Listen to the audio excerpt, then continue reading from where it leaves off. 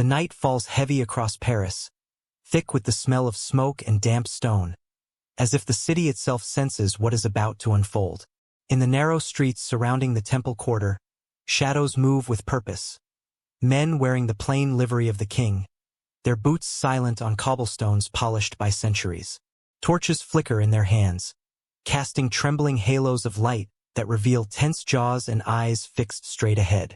Orders have been given. Oaths have been sworn. By dawn, the most powerful military brotherhood in Christendom will be in chains. Inside the fortress of the Knights Templar, the world remains deceptively calm. The brothers retire to their chambers after evening prayers, unaware that their walls, once symbols of unrivaled power, have already been marked for violation.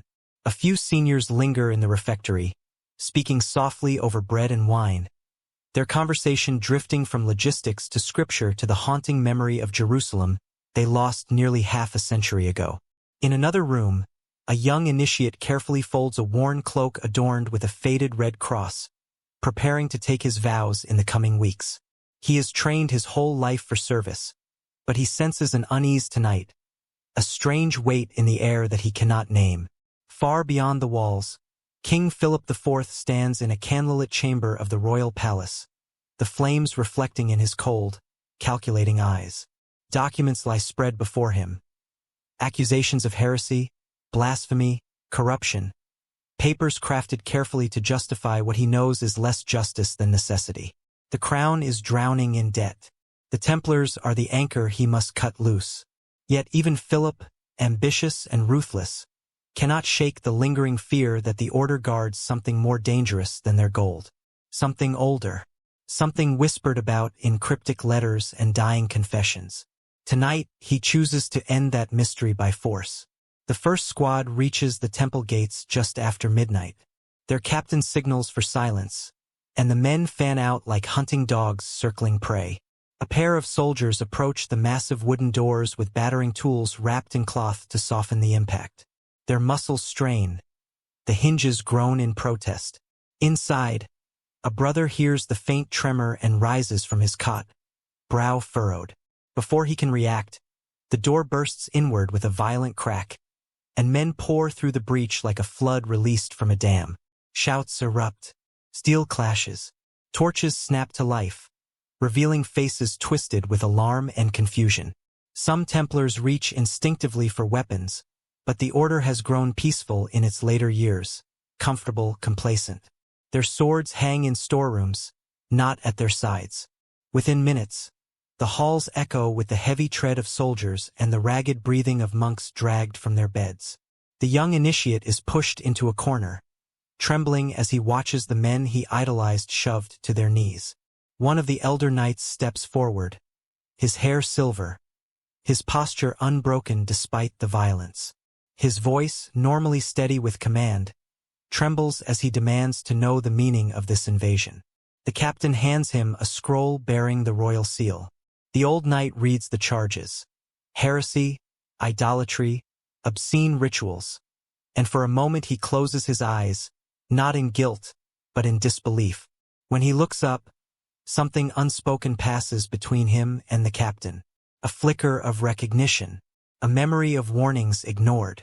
The elder knows this night was inevitable. Across the city, identical raids take place in total coordination. It is a spectacle of power, a choreography designed to leave no time for escape, no chance for secrets to vanish into the night. Yet rumors will later claim that somewhere, somehow, a group of senior Templars had foreseen this betrayal, that they had smuggled something out days earlier, hidden under cloaks or sealed in a cart that rolled past the city gates unnoticed. Whether it was gold, documents, or something far stranger, no one can say. But the story endures because of the terror that burns in the faces of the arresting soldiers. They act like men confronting not just an enemy, but a truth too immense to comprehend. Back in the fortress, the prisoners are lined up in the courtyard, the cold night wind snapping at their tunics. The torches illuminate their faces, some defiant, some confused, some silently praying. Chains clatter as they are shackled in groups.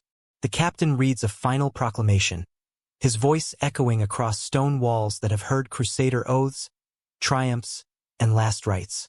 Tonight, they witness betrayal. As the prisoners are marched out, one knight breaks formation just long enough to glance at the central tower, the heart of the complex, where vaults and archives lie deep underground. His eyes widen when he sees the door standing open, ajar by a fraction, swaying gently as though someone had passed through moments earlier. There are no signs of forced entry, no footprints, nothing but a lingering chill that creeps along the floor. He opens his mouth to speak, but a guard shoves him forward, silencing his warning forever. Hours later, long after the prisoners have been taken away, a stray soldier patrolling the emptied corridors pauses near an old chamber. A faint echo, like the last note of a chant, vibrates through the air. He presses his ear to the wall. Silence. But for a heartbeat, he wonders if the Templars had truly been alone tonight, or if something within these walls has begun to awaken after centuries of slumber. When dawn finally breaks over Paris, the bell towers ring with news of the arrests. Merchants whisper, clergy frown. Travelers carry the story across regions like wind carrying embers. And beneath all the fear, fascination begins to grow. What secret could be so dangerous that it demanded not just the capture, but the erasure of an entire order? The question lingers like smoke long after the torches are extinguished, marking the beginning of a mystery that will survive kings, wars, and centuries, leading back to one place: the forgotten chambers beneath Solomon's temple. The years after the First Crusade were a time of fragile triumph and simmering danger. Jerusalem had been taken, but the roads leading to it remained soaked with blood and prowled by robbers, renegades, and deserters. Pilgrims traveled from distant kingdoms drawn by faith, yet many never reached the holy city. Their journeys ended in ditches, forgotten and unavenged. It was in this world of unstable peace that a small group of men stepped forward, humble in appearance, unwavering in purpose, and destined to change history in ways even they could not imagine. They called themselves the poor fellow soldiers of Christ and the Temple of Solomon. Their beginnings were quiet, almost invisible. There were no parades, no grand ceremonies. Just 9 knights who swore poverty, chastity, and obedience, kneeling on cold stone before the Patriarch of Jerusalem. They owned little besides their horses, their armor, and an almost unbreakable resolve. Yet beneath their vows lay a deeper calling, one rarely spoken aloud. While their public mission was to guard pilgrims, their private intent carried a sharper edge. They were to investigate the mysteries buried beneath the land they now walked, the land once ruled by ancient kings whose stories shaped the world. The early Templars lived in conditions harsher than the deserts they patrolled. Their quarters were cramped, their meals simple, their clothing worn. Chroniclers described them as shorn like monks, men who kept their eyes lowered except in battle, where they fought with a fury that startled even veteran crusaders.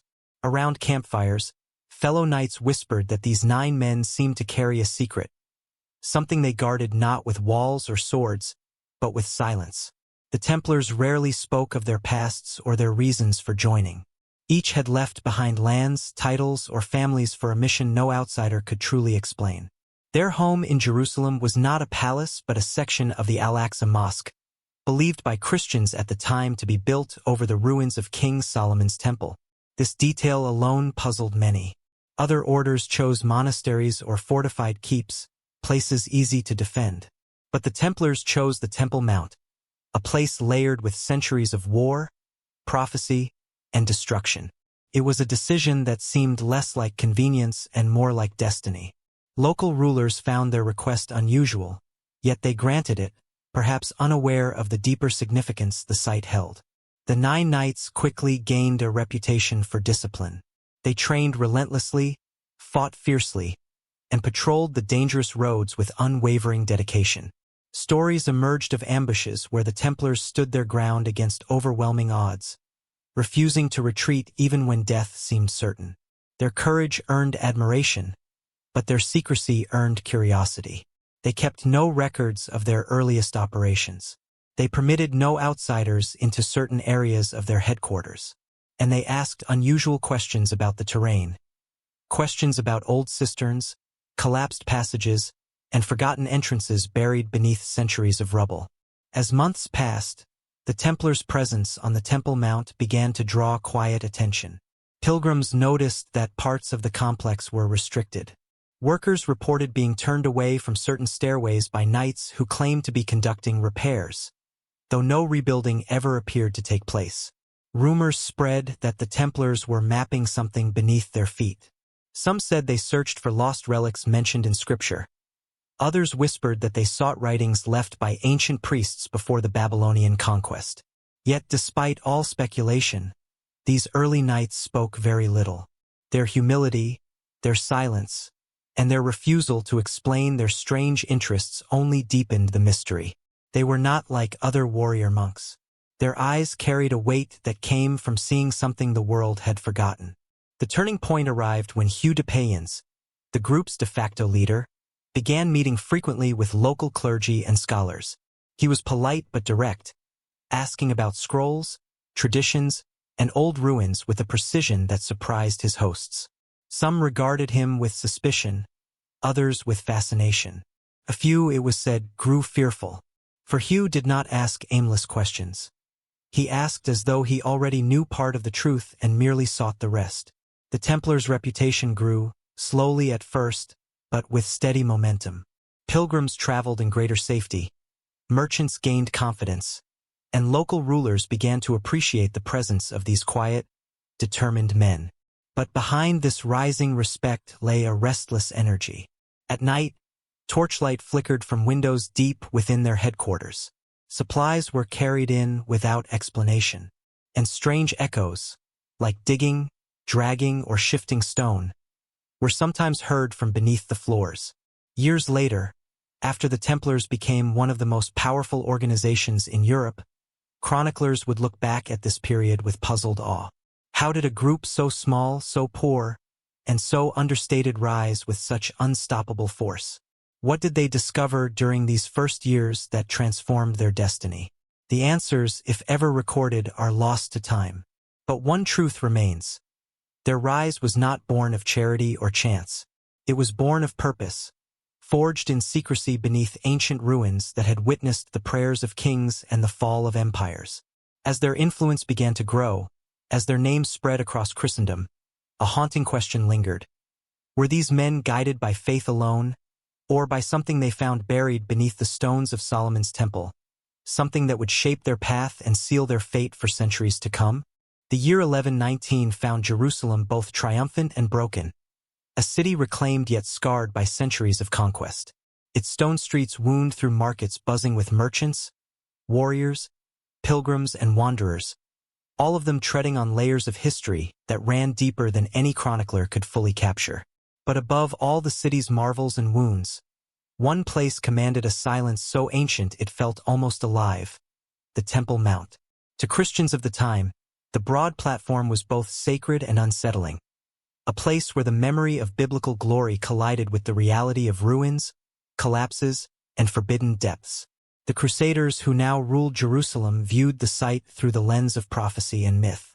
Beneath the present structures, mosques, chambers, and archways, they imagined the bones of the legendary Temple of Solomon, a monument said to have been crafted with divine wisdom. Yet the truth was more complex.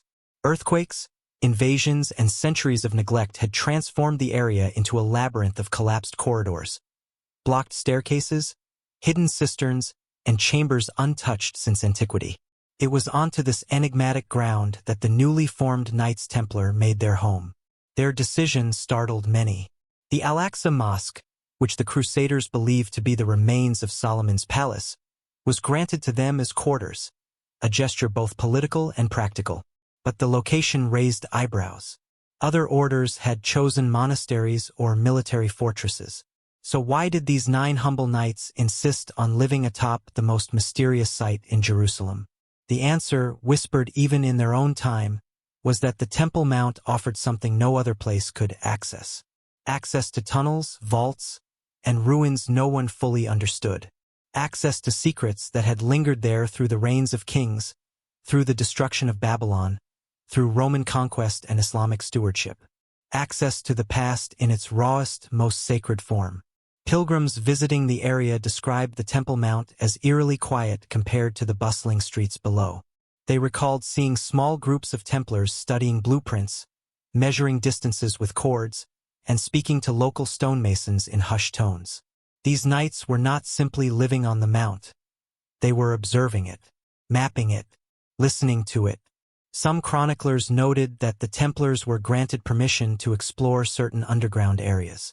Others suggested the knights asked for this privilege themselves, insisting they needed to ensure the site's security. But the nature of their interest soon became impossible to ignore. Workers described knights descending into partially collapsed shafts with lanterns and ropes.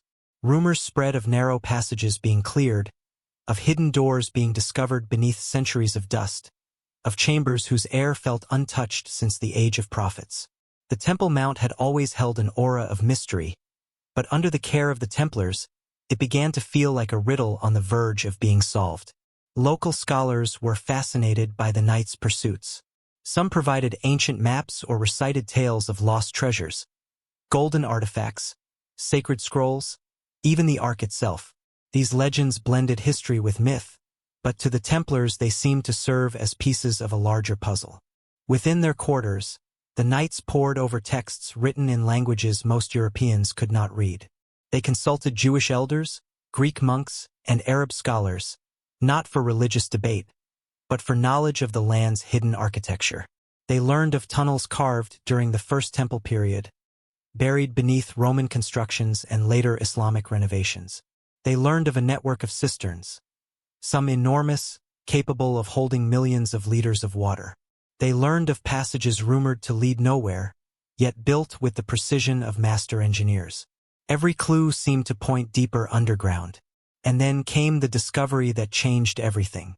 A small opening, barely large enough for a grown man to crawl through, was uncovered at the base of an old stairwell. It was not on any Crusader map. It was not mentioned by chroniclers. It was the kind of detail time had tried to erase.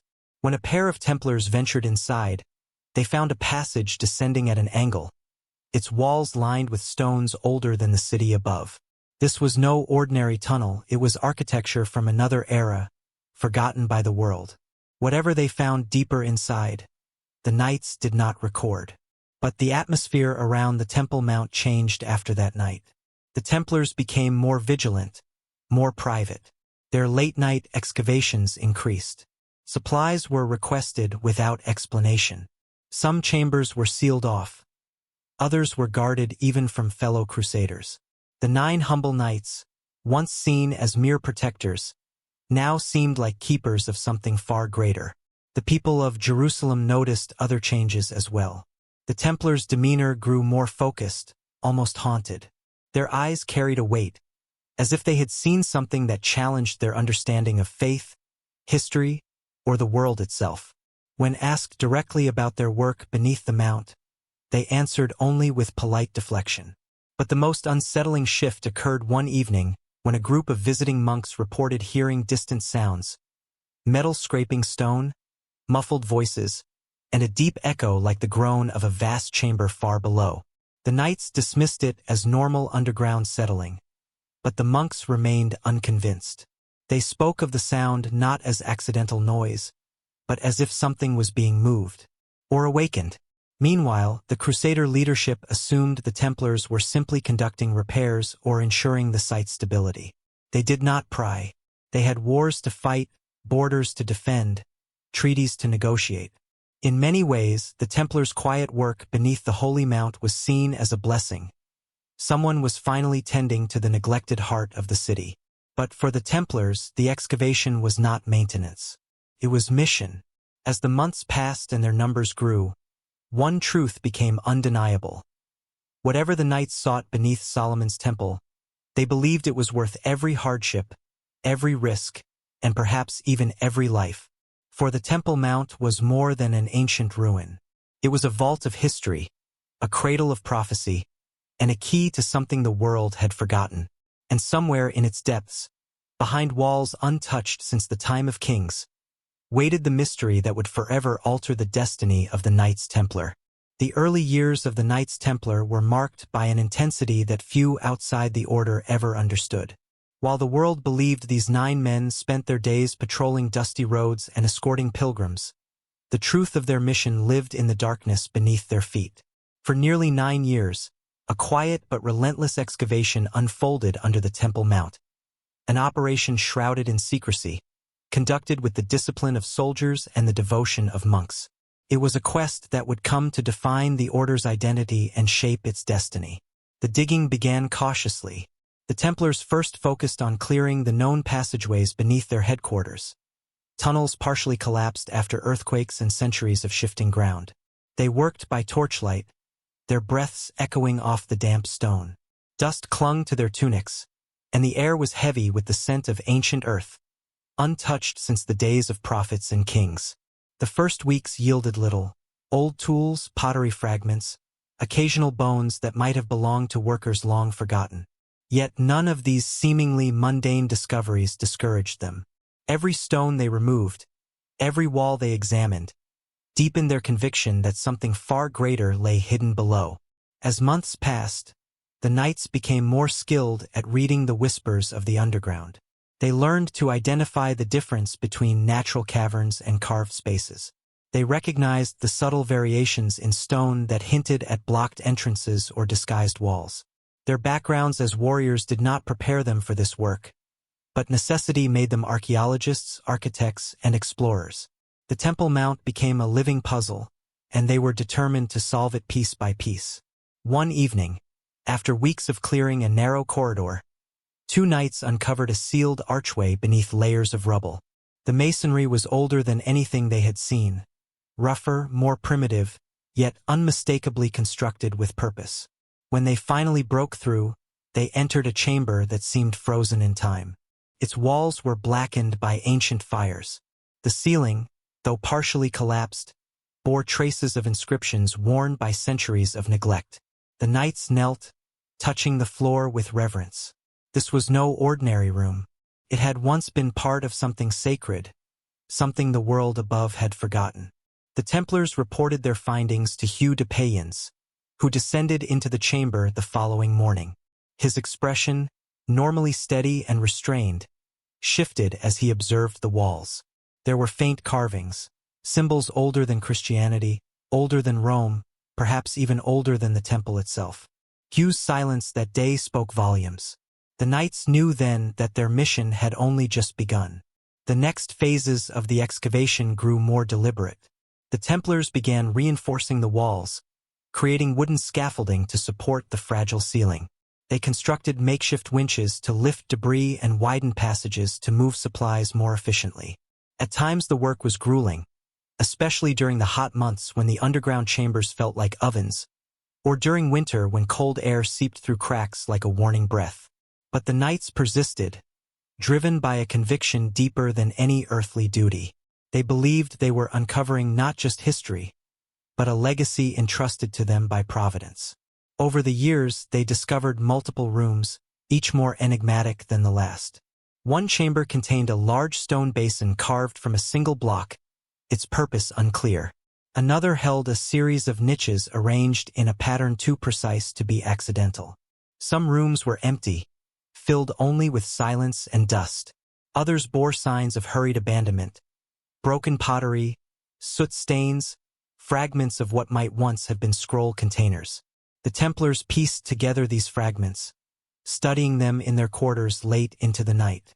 They debated their significance in quiet voices, careful never to let their conversations drift beyond trusted walls. Not all discoveries were material. Some came in the form of whispers from local scholars and elders.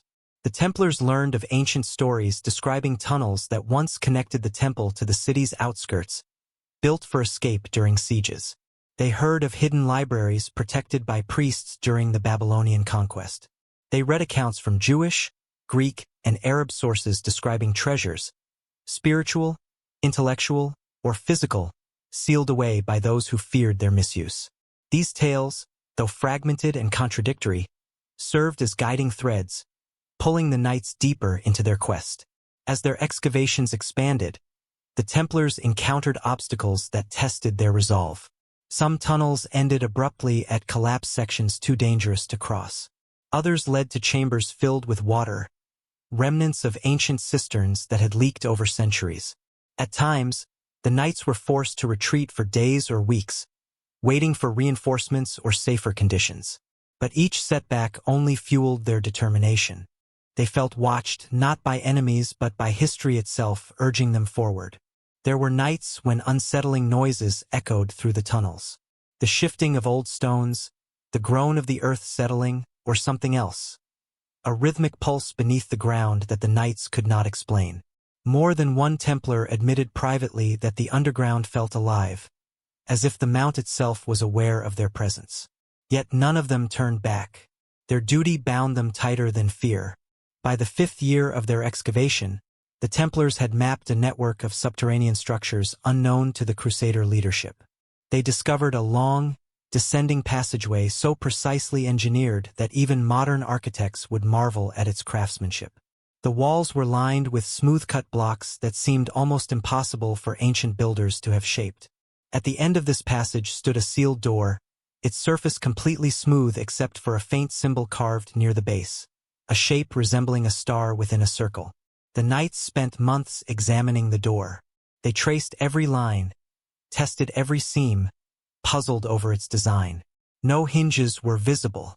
No handle suggested how it might open. It was as if the barrier had been created not merely to hide something, but to ensure it remained untouched forever. Yet the knights felt certain.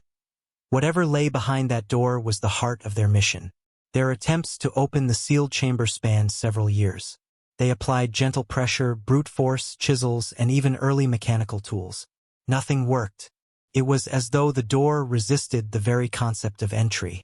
During this time, the Templars discovered new clues in nearby chambers, inscriptions referencing the treasury of the Fathers, symbols matching those found in ancient manuscripts, and markings that hinted at geometric alignments tied to celestial events. These clues suggested that the chamber might not respond to physical force but rather to knowledge, a code, a ritual, or a configuration now forgotten.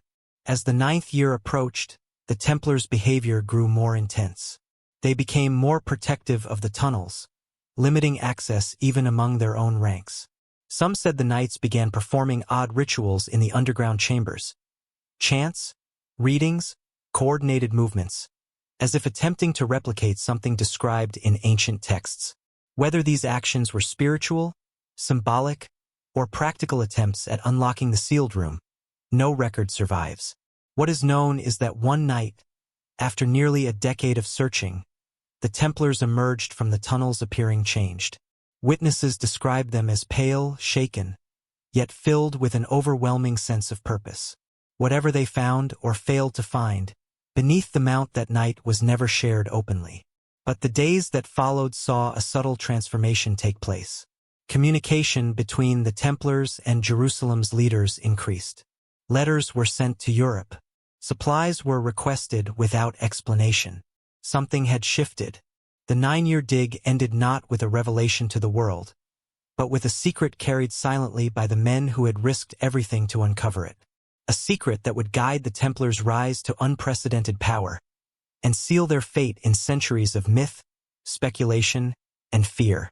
Whatever they touched in the darkness beneath Solomon's temple had become a part of them, woven into their identity, destined to ignite curiosity and suspicion long after their order fell into ashes. When the Templars resurfaced from the underground after those 9 years, something in their demeanor had shifted so profoundly that even those closest to them could sense it. They were no longer simply warriors bound by vows of poverty and obedience. They seemed like men carrying an invisible weight, a burden that no earthly authority had placed upon them. Their conversations grew quieter, their movements more deliberate, and their eyes held a distant focus, as if they were seeing beyond the world immediately before them. Whatever they had encountered beneath the Temple Mount had changed the very essence of who they were. Whispers spread among the residents of Jerusalem. Some claimed the knights had found long-hidden treasures of the ancient kings, gold, artifacts, sacred vessels rumored to have been buried during the fall of the First Temple.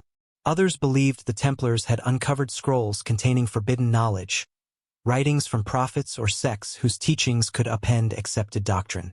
A few spoke of relics tied to biblical legends, items so potent that their discovery would threaten the balance of power between churches, kingdoms, and empires. The Templars, however, offered no explanations. Their silence only fueled speculation. Their newfound secrecy extended even within their own ranks. Only the original 9 knights and a select few trusted members knew the full details of the underground mission. Even as the order began to grow, with recruits arriving from across Europe, the core group maintained a quiet separation, meeting privately at night or behind locked doors within the temple precinct. Their discussions were intense, their decisions unanimous, their purpose unwavering. Outsiders sensed not division, but an inner circle bound by knowledge they guarded more fiercely than their own lives. It wasn't long before the Templars' influence began to expand. Their requests to local rulers grew more direct, and their correspondence with Europe increased dramatically. Letters were sent to noble families, church officials, and royal courts, though the reasons behind these communications were rarely disclosed. Supplies that had no obvious military purpose were ordered in bulk: parchment, ink, sealed crates of unfamiliar tools, and shipments of materials that scholars, not soldiers, would typically require. The knights offered no explanation, and none dared press them for one. Yet their growing authority did not go unnoticed. Muslim leaders, Jewish communities, and Christian clergy all observed the Templars' activities with wary curiosity. Some concluded that the knights had merely become ambitious, eager to secure a stronger foothold in the Holy Land. Others sensed something deeper, an agenda hidden beneath layers of discipline and devotion. There were even rumors that the Templars had gained access to knowledge so disruptive that releasing it would destabilize the entire region. Whether these tales held any truth, no one outside the order could confirm. The 9 original knights became symbols of something both revered and feared: their silent confidence, their refusal to share details about their subterranean discoveries, and their transformation from a humble group of protectors to an increasingly influential force created an aura of mystery around them. People observed how their decisions now carried remarkable precision, as if guided by information others lacked. Their strategies in negotiations, battles, and political arrangements began to reflect a depth of insight that seemed beyond ordinary experience. Over time, their activities shifted from simple defense to long-term planning. They purchased land, established alliances, and laid the foundations for what would eventually become one of the most powerful and wealthy organizations in medieval history. Their actions seemed guided by a blueprint no one else could see, a vision shaped perhaps by something they had discovered in those dark tunnels beneath the Temple Mount. And yet, none of their enemies or allies could discern the truth. The Templars themselves never spoke openly about what they found, never documented it in records accessible to future generations. The secret was carried only in their memories, protected with a loyalty that surpassed even their vows. Whatever they had brought back from the underground, whether an object, a revelation, or a purpose, became the silent heartbeat of the order. It influenced their expansion, their structure, their rituals, and even the symbols they later adopted. It became the lens through which they viewed the world, shaping decisions that would echo across continents. And as their fame spread throughout Europe, so too did the shadows around their origins. People began to wonder, how had a small band of 9 knights, with no initial wealth or political standing, risen so quickly? What force propelled them? What truth did they guard? The questions multiplied, but answers remained forever out of reach.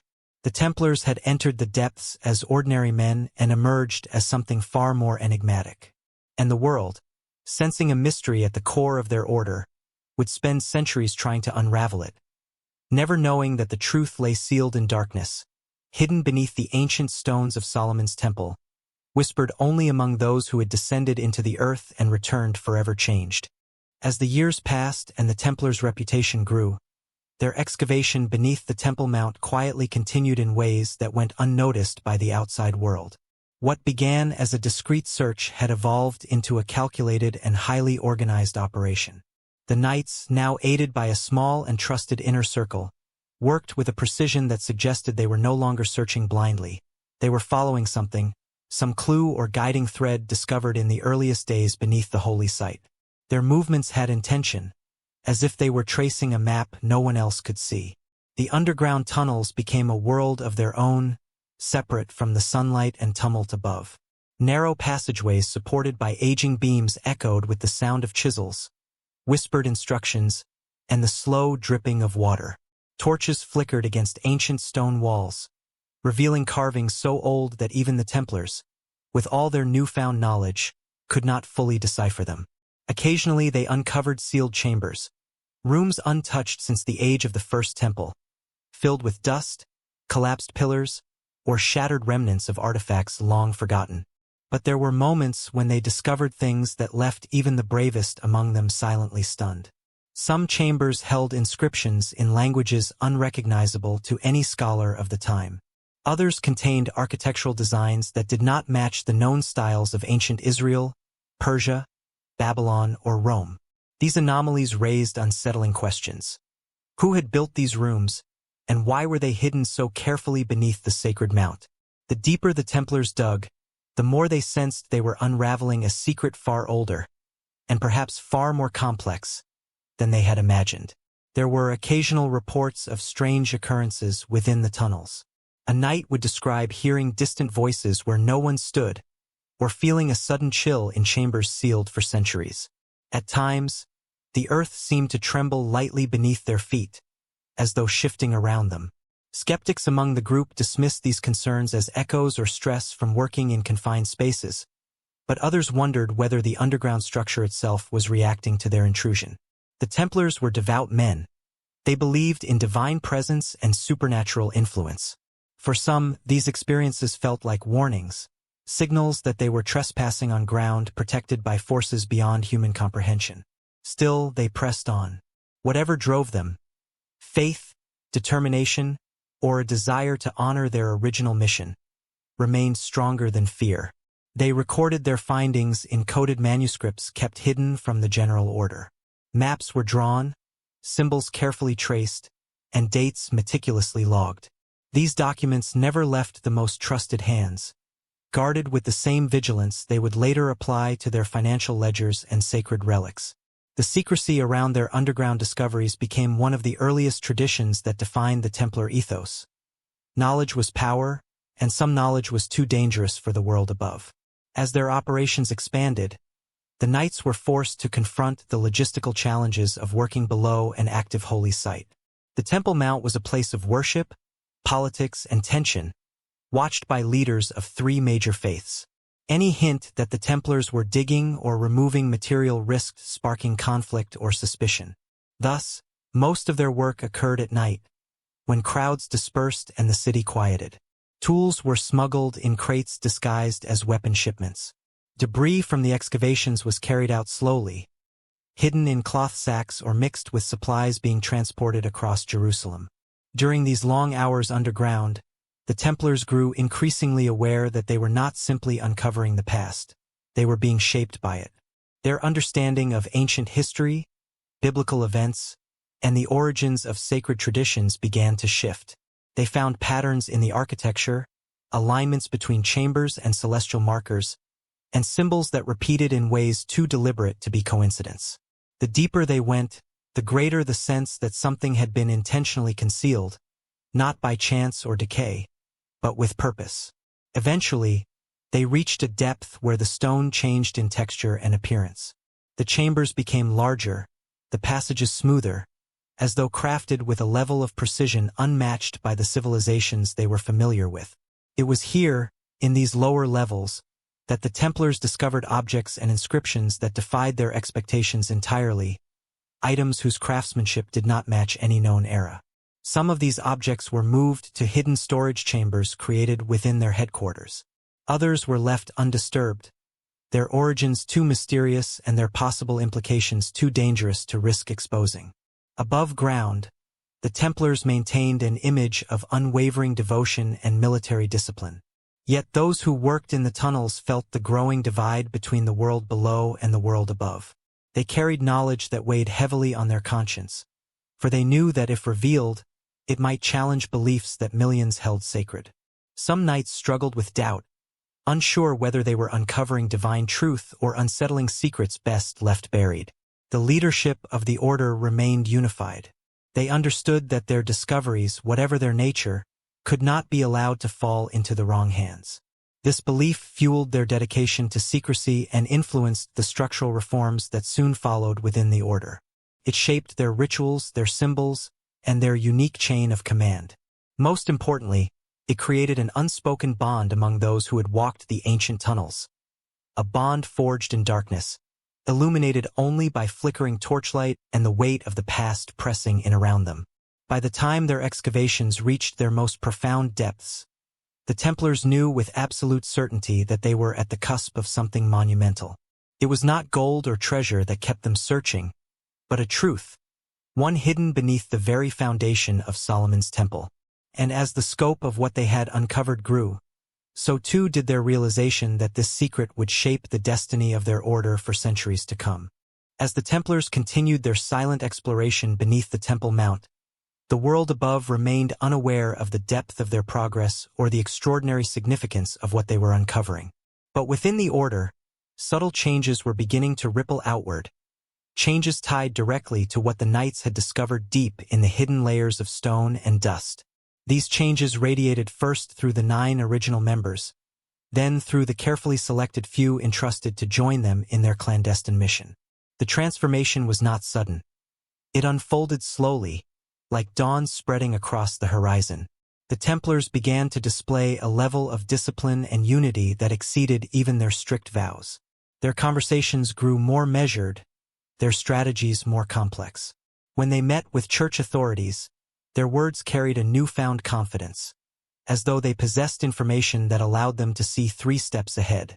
Even their prayers seemed to take on a different tone, still devout, but touched by a deeper, more mysterious purpose. Those outside the order sensed something had changed, though they could not articulate what it was. Pilgrims who visited Jerusalem spoke of the Knights with a mixture of admiration and unease. They noticed how the Templars moved with an almost uncanny synchronicity, how they guarded certain areas with particular vigilance, and how their gaze seemed to cut through pretense and deception. It was as if the Knights now understood the world in a way others did not. Clergy members who interacted with them felt both comforted by their devotion and unsettled by their growing independence. The Templars respected the Church, but they no longer appeared reliant on its guidance. They operated with a distinct clarity that suggested their true mission came from somewhere deeper, perhaps from something uncovered far beneath their feet. What exactly had caused this shift? Some chronicles from the era offer hints, though none give a full answer. A handful of obscure reports mention that the Templars were seen carrying sealed wooden chests into their quarters late at night, guarded by several knights at once. These chests were never opened publicly. Their contents remained known only to the highest ranks. A few observers speculated they contained relics retrieved from the tunnels, possibly ancient manuscripts too fragile to expose to the open air, or objects of immense religious significance that required protection from prying eyes. The behavior of the Templars changed in other ways as well. They became more selective about who could join their ranks, favoring men with not only physical courage but a strong capacity for discretion and resilience under pressure. Their initiation process, already rigorous, grew even more intense. New recruits found themselves sworn to secrecy with oaths that went beyond the usual commitments of monastic orders. They were taught symbols and gestures whose meanings were concealed even from most clergy. The training began to include not only martial skills but lessons in mathematics, architecture, ancient history, and languages, subjects far removed from the standard curriculum of knights. These educational shifts raised questions among those who observed the order closely. Why would a group of warrior monks need advanced knowledge of geometry or ancient scripts? Why were they suddenly studying celestial alignments, obscure mythologies, and the architectural principles of civilizations long gone? To outsiders, it made little sense. But to the inner circle, the men who had walked through the hidden chambers beneath the Temple Mount, it was all part of a larger, carefully guarded plan.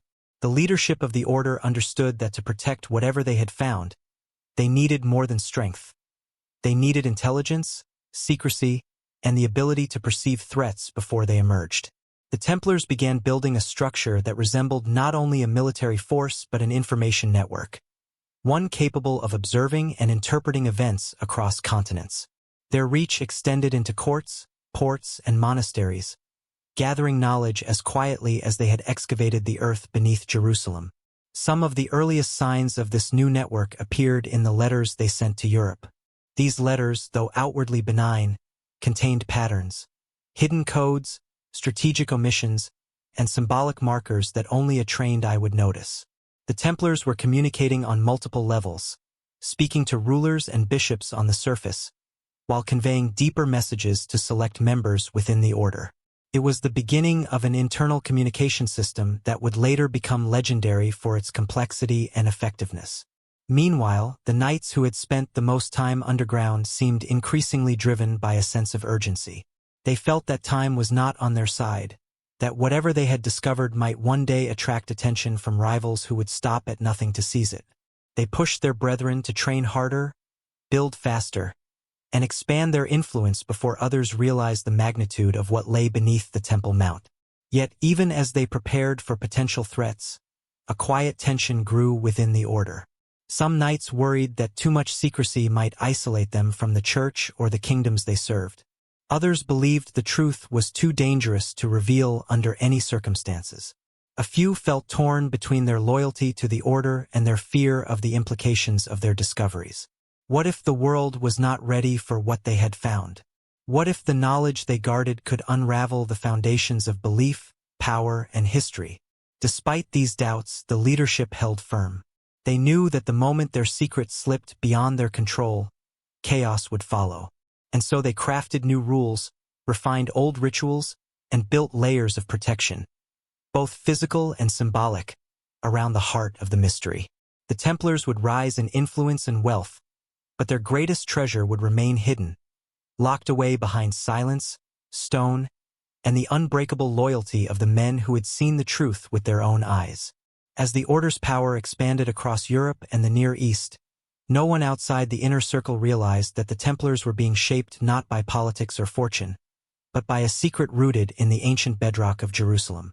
A secret older than the kingdom they defended, older than the faith they professed. Something profound enough to alter the destiny of anyone who dared to uncover it. The Templars' gradual transformation did not go unnoticed by those who lived and worked around the Temple Mount. Jerusalem was a city where rumors took on lives of their own, where every whisper could grow into a story by nightfall. Traders, clergy, soldiers, and pilgrims all moved through its narrow streets and crowded markets, weaving together a tapestry of speculation about the enigmatic order now occupying the most sacred ground in the city. And as the Templars' confidence grew, so too did the intensity of the rumors that surrounded them. Some claimed that the knights had uncovered a chamber filled with shimmering treasures, tables of gold, jeweled relics, and sacred artifacts from the time of Solomon himself. These stories spread easily, for people were captivated by the idea that the legendary wealth of ancient Israel might still be hidden beneath the earth. Others suggested the Templars had found something far more extraordinary. Scrolls written in the hand of prophets, containing lost teachings or prophecies too dangerous to reveal. Those who believed in such ideas viewed the Templars as guardians of divine secrets, chosen by fate to protect wisdom that could reshape the world. But there were darker tales as well. A few whispered that the knights had encountered something forbidden, texts or symbols that contradicted church doctrine, or artifacts tied to ancient cults long considered heretical. According to these stories, the Templars' strange behavior was not the result of divine revelation but the burden of knowledge that threatened the very foundations of Christian belief. Many dismissed such claims as the fantasies of frightened minds, yet the mere existence of the rumors showed how deeply the Templars had unsettled those around them. Local Muslim leaders watched the order with a measured curiosity. Their scholars and historians were well aware of the ancient traditions surrounding the Temple Mount, and some speculated privately about what the knights might be seeking. They knew the site held layers of history stretching far beyond the biblical era, layers that included cultures and civilizations long vanished. A few even suspected the Templars' motivations were not purely religious but political, tied to ambitions that extended beyond the Holy Land. Yet even these educated observers could not decipher the full purpose behind the Knights' activities. As weeks turned into months, travelers returning to Europe carried with them vivid tales of the Templars' mysterious behavior. In monasteries along the Rhine, knights spoke in hushed voices about rumors of hidden tombs and cryptic symbols discovered beneath the temple. In the bustling port cities of Italy, sailors claimed that the Templars were performing midnight rituals behind closed doors, illuminated only by torchlight. And in the courts of French and English nobility, speculation grew that the knights had found something of great value, something that could shift the balance of power across Christendom. These stories reached church officials as well. At first, they dismissed them as exaggerations, but as the Templars' influence expanded, the Vatican began to question what exactly their Jerusalem garrison was involved in. It was not suspicion that drove the church's interest, at least not initially, but curiosity mixed with a sense of responsibility. If the Templars had indeed uncovered relics or manuscripts, the church wanted to ensure they were handled properly. After all, the order existed under papal authority. Any discoveries made beneath the Temple Mount technically belonged to the church, not to the knights themselves. Yet when inquiries were made, the Templars responded with polite vagueness. They reported progress in their holy mission, affirmed their loyalty to the church, and emphasized their commitment to protecting pilgrims and maintaining order in the city. But when asked directly whether they had found anything beneath the temple, their answers became evasive, wrapped in language that gently deflected without lying outright. It soon became clear that the knights did not intend to share the full truth, either because they feared misunderstanding or because what they had uncovered was too volatile to place in the hands of outsiders. This unsettling ambiguity only fueled more speculation. In the taverns of Jerusalem, one popular story claimed the Templars had discovered a vast underground library containing books from civilizations older than the Israelites, texts that possessed knowledge of mathematics, astronomy, and metaphysics far ahead of their time. Others insisted the knights had encountered relics from the earliest followers of Christianity, items that revealed hidden aspects of the faith. A few went so far as to say the Templars had unlocked secrets left by King Solomon himself, mystic knowledge that granted power over the natural world. These tales, fantastical as they were, contained an element of truth. The Templars had indeed found something significant, though no one outside the inner circle knew precisely what. And as the rumors grew wilder, so too did the Templars' determination to control the narrative. They understood that dangerous curiosity could invite dangerous enemies.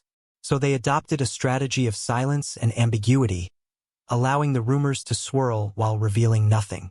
This approach created a veil of mystique around the order, one that both protected them and fueled their growing legend. But the rumors had another consequence. They drew attention from people with ambitions of their own. Opportunists, scholars, and adventurers arrived in Jerusalem, hoping to witness the Templars' supposed discoveries firsthand. Some sought treasure, others sought knowledge, and a few sought opportunities to exploit whatever the knights had found. Though most were harmless, the Templars recognized the growing risk. With every new rumor, the likelihood increased that someone would attempt to infiltrate their operations, steal information, or manipulate the order for personal gain. The knights tightened their security. Access to the underground tunnels became even more restricted. Guards were assigned in rotating shifts, patrolling both day and night. Their quarters were fortified, and certain areas were sealed off entirely. They even developed coded methods of communication to ensure that information could move within the order without being intercepted.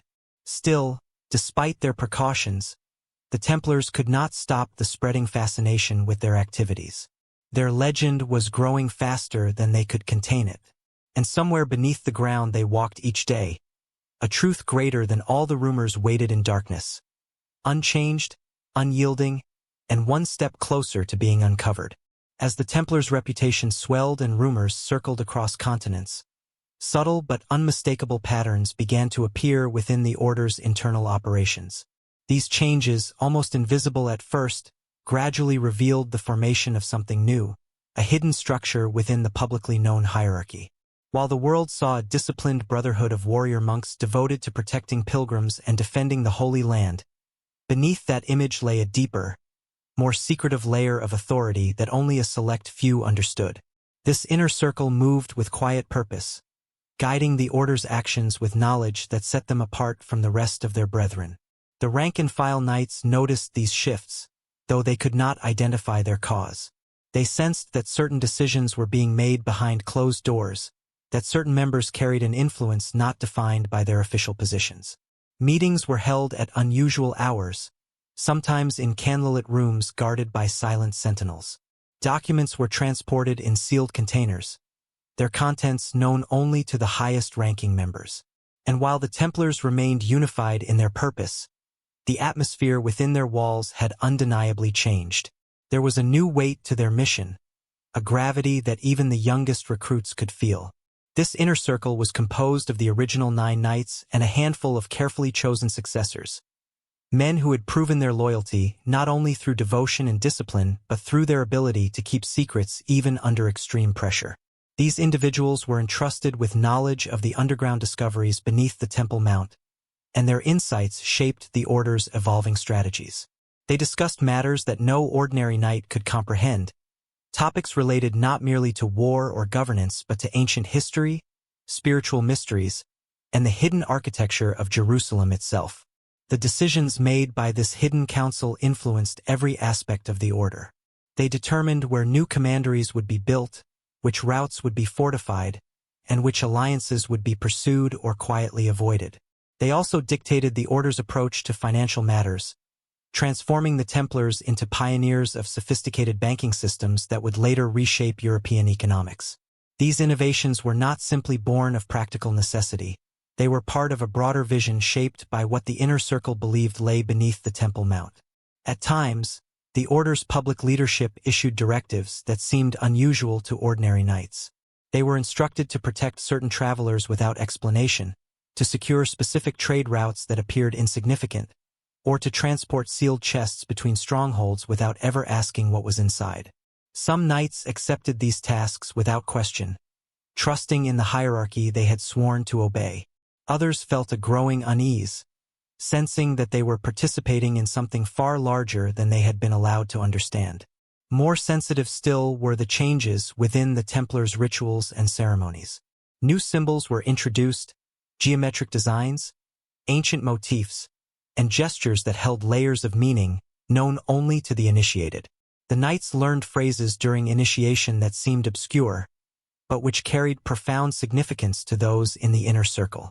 Over time, the Order's traditions became a blend of Christian devotion, chivalric duty, and fragments of knowledge drawn from their underground discoveries. This mixture created something unique, a culture that was both deeply spiritual and mysteriously esoteric. The Church observed these developments from afar. While the Templars remained steadfastly loyal to papal authority, certain bishops and abbots could not help feeling a twinge of suspicion. They wondered why the Order required such complex rituals, why their leadership appeared to possess knowledge that was never shared with the Vatican, and why their discipline rivaled that of monastic communities known for centuries. But whenever the Church inquired too closely, the Templars responded with respectful but vague explanations, maintaining an air of humility while revealing nothing of substance. Meanwhile, in their private chambers, the inner circle debated the long-term implications of their discoveries. They believed that the knowledge buried beneath the Temple Mount carried the potential to reshape not only the Church, but the entire world. Some argued that such knowledge must be preserved and protected until humanity was ready to understand it. Others believed it should be shared only when the Order itself reached a position of unassailable strength, when no kingdom, pope, or rival could use it against them. A few even feared that revealing the truth could lead to chaos, conflict, or the collapse of established beliefs. These internal disagreements did not break the unity of the Order, but they created a quiet tension that lingered beneath their otherwise unwavering discipline. Over time, the hidden hierarchy within the Templars developed its own methods of communication: coded letters, symbolic markings in margins, and whispered references in languages only they had been trained to understand. They established secret meeting places within their strongholds, concealed behind false walls, underground passages, or chambers lit by a single flame. The men chosen to guard these spaces took their oaths as seriously as their vows of poverty and chastity, They knew that a single breach could endanger the entire order. The existence of this hidden structure became known only through subtle clues that outsiders occasionally detected. Scholars who visited Templar commanderies noted that certain areas were always locked, even when the rest of the building was accessible. Local laborers occasionally reported seeing high-ranking knights carrying heavy crates toward underground cellars, or hearing strange echoes through stone floors late at night. But none of these details formed a clear picture, and most dismissed their observations as the eccentricities of an elite military order. What no one realized was that the Templars' secrecy was not merely a matter of caution. It was a deliberate effort to forge a new identity. The order was evolving into something more than a group of warrior monks. They had become custodians of knowledge too ancient and too dangerous to entrust to any authority outside their circle. Their growing wealth, influence, and structure were not accidents of history, but stepping stones toward a mission shaped by what they had uncovered beneath Jerusalem. And as this hidden hierarchy solidified, the Templars began to understand that their greatest challenge did not lie in the battles they fought or the enemies they faced.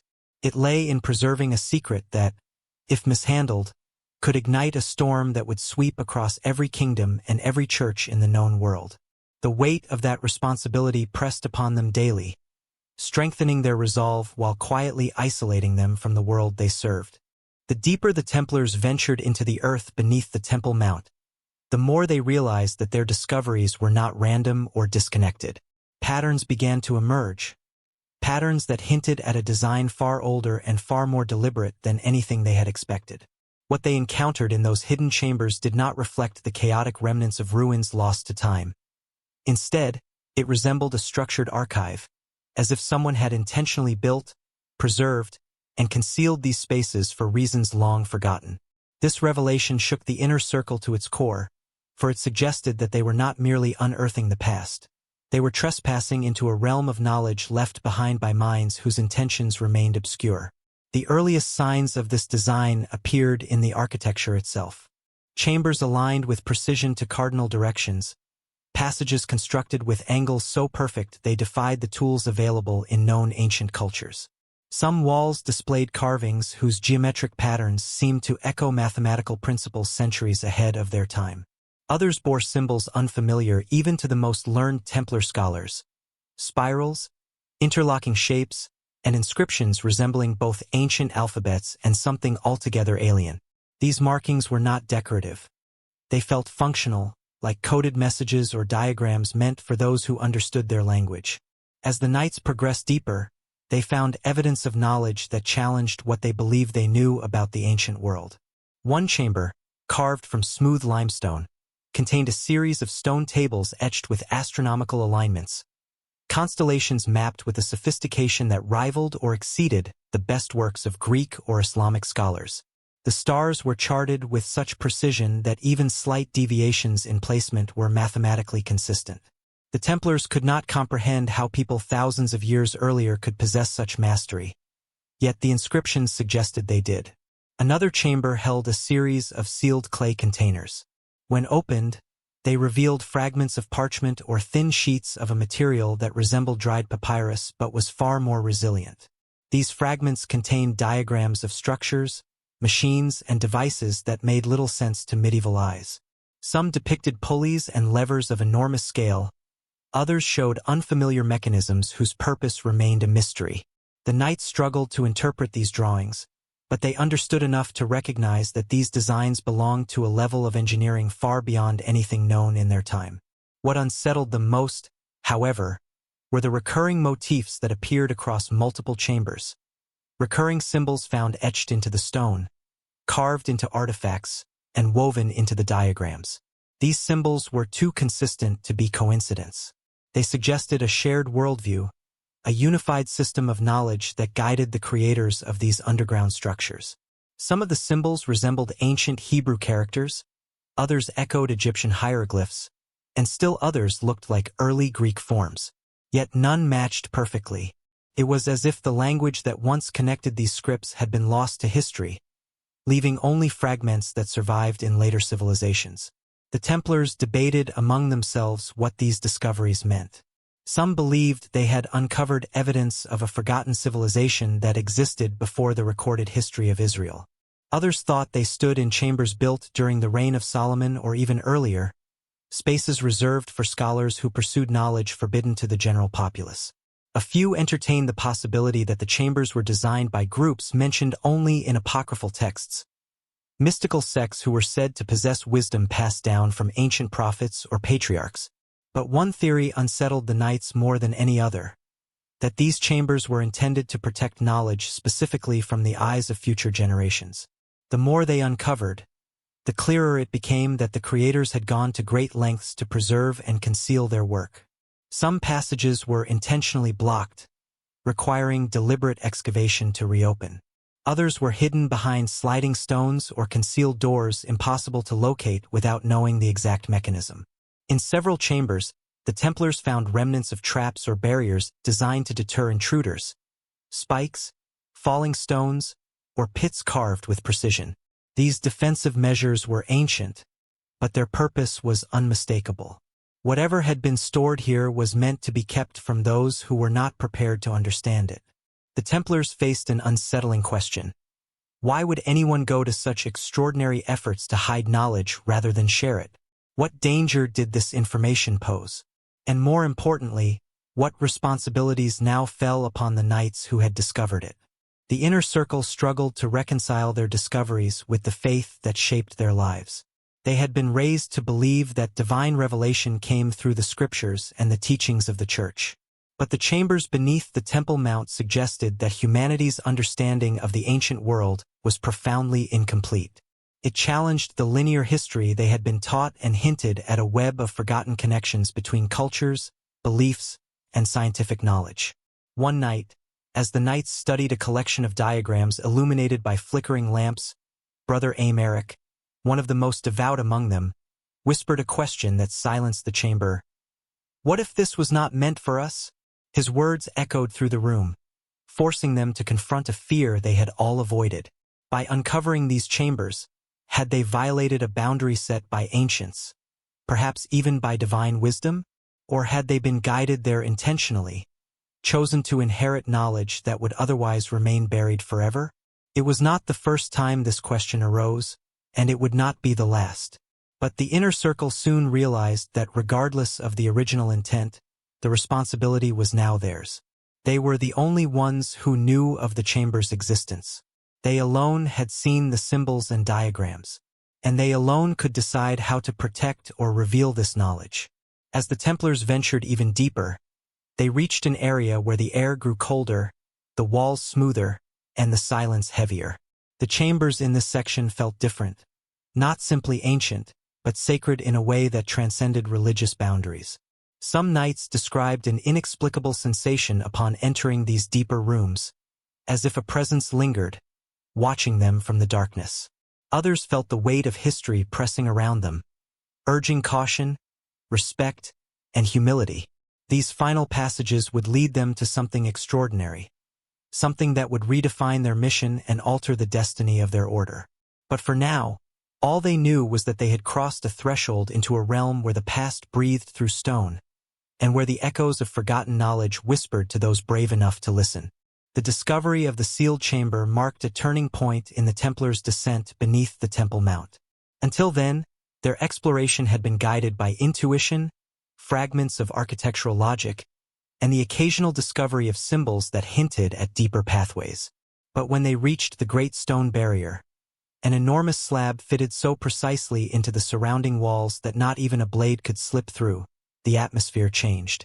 The knights felt, instinctively, that this sealing was deliberate, purposeful, and guarding something of extraordinary importance.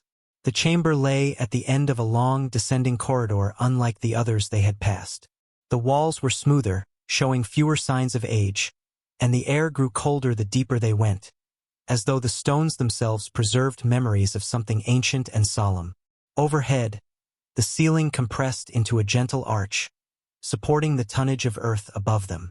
The only sound came from their own footsteps, echoing faintly against the curved stone. Each step forward felt heavier, as if invisible forces weighed upon their shoulders. When they finally reached the sealed wall, torches were raised, casting trembling light across its surface. At first glance, the slab seemed unremarkable, plain stone, uncarved, devoid of the ornate symbols and patterns that filled earlier chambers. But as the knights examined it more closely, they noticed faint lines along the edges, almost imperceptible unless touched by flame or traced with a fingertip. These lines formed a boundary around the slab, as if marking it as a separate piece from the surrounding construction, a plug rather than a wall. Brother Matthew, the most skilled stonemason among them, knelt to inspect the seam with a practiced eye. After a long silence, he stood and announced that the stone had been set with an engineering technique he had never encountered before, a balance of pressure and gravity that kept it immovable unless approached in a precise way. It was not designed simply to block entry. It was designed to resist force, deception, and ignorance. The inner circle exchanged glances. For the first time since their excavation began, they faced something that felt intentionally locked away. Then, beneath the torchlight, they noticed something else. A series of shallow depressions carved into the floor just before the sealed stone. The depressions formed a circular pattern, with one in the center deeper than the rest. Brother Godefroy, who had a keen eye for patterns, suggested that these indentations might have been meant to hold specific objects. The knights began searching the area, examining the floor, walls, and even the corridor behind them for clues. It was Brother Aymeric who found the first piece, a small, disc-shaped stone carved with intricate concentric rings. It had been tucked into a narrow alcove several meters back, so well hidden that only a deliberate search revealed it. The disc fit perfectly into one of the shallow depressions. Encouraged, the knights continued searching until they uncovered a total of 6 discs, each bearing unique patterns of lines, dots, and spirals. Only when the final disc was placed in the central depression did they hear it, the faintest grinding sound, like stone breathing after a long sleep. Dust trickled down from the sealed slab. The ground beneath their feet trembled, not with violence, but with the weight of something ancient shifting into motion after centuries of stillness. Slowly, the stone slab began to slide backward. The knights watched in breathless silence as the barrier withdrew into the darkness behind it, revealing a narrow gap just wide enough for a man to pass through.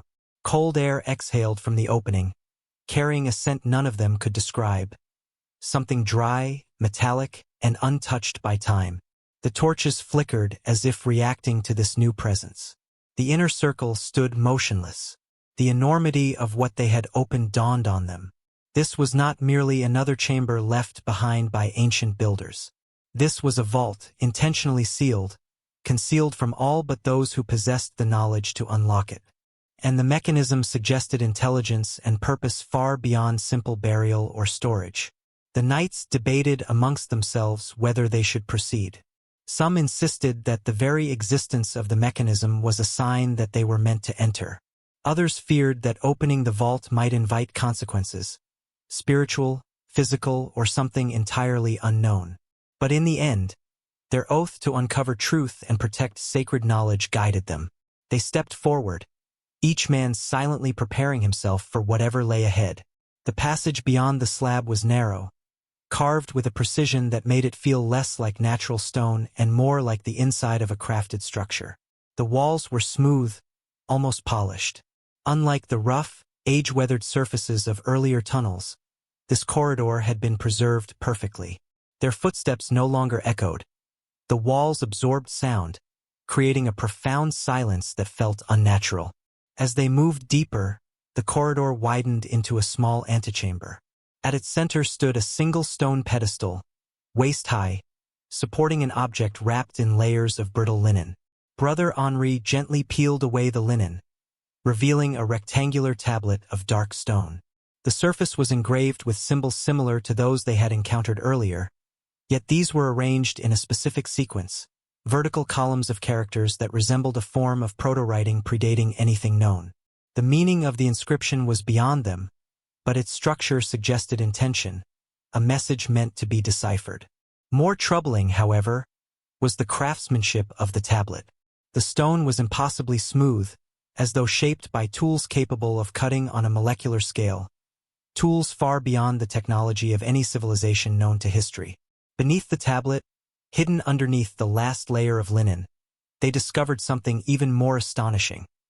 A thin metal plate, engraved with markings that appeared to map the layout of the vault beyond the antechamber. The plate was incredibly light, its surface resistant to tarnish or corrosion. The knights could not identify the metal. It resembled no bronze, iron, or silver they knew. It felt warm to the touch, as though it retained some form of energy despite having been sealed away for centuries. Brother Matthew tried gently bending one corner of the plate, and the metal flexed slightly without breaking, then returned to its original shape. The knights exchanged uneasy looks. No material they knew behaved this way. Whatever this alloy was, its creators possessed knowledge of metallurgical processes far beyond the medieval world. The metal map revealed something startling. The vault extended far deeper than they had imagined. The antechamber was only the first threshold. Multiple chambers lay ahead, arranged in a complex pattern that suggested a ritual or ceremonial path. But the deeper chambers were marked differently, outlined in shapes resembling circles and triangles, symbols that hinted at meaning but eluded interpretation. One chamber near the bottom of the map had a single symbol drawn beside it, a spiral intersected by 3 lines. This symbol appeared repeatedly throughout the underground complex, and the knights had come to associate it with something significant, though they could not yet articulate what. Here, beside this chamber, the symbol felt like a warning or a seal. As they contemplated the map, a sense of gravity settled over them. Each discovery seemed to pull them closer to something immense, something that could rewrite their understanding of the past. But there was also a growing fear that they were crossing boundaries not meant to be crossed. After a long silence, Brother Henri whispered the question that lingered in all their minds. What if this vault was sealed not to preserve knowledge, but to protect the world from it?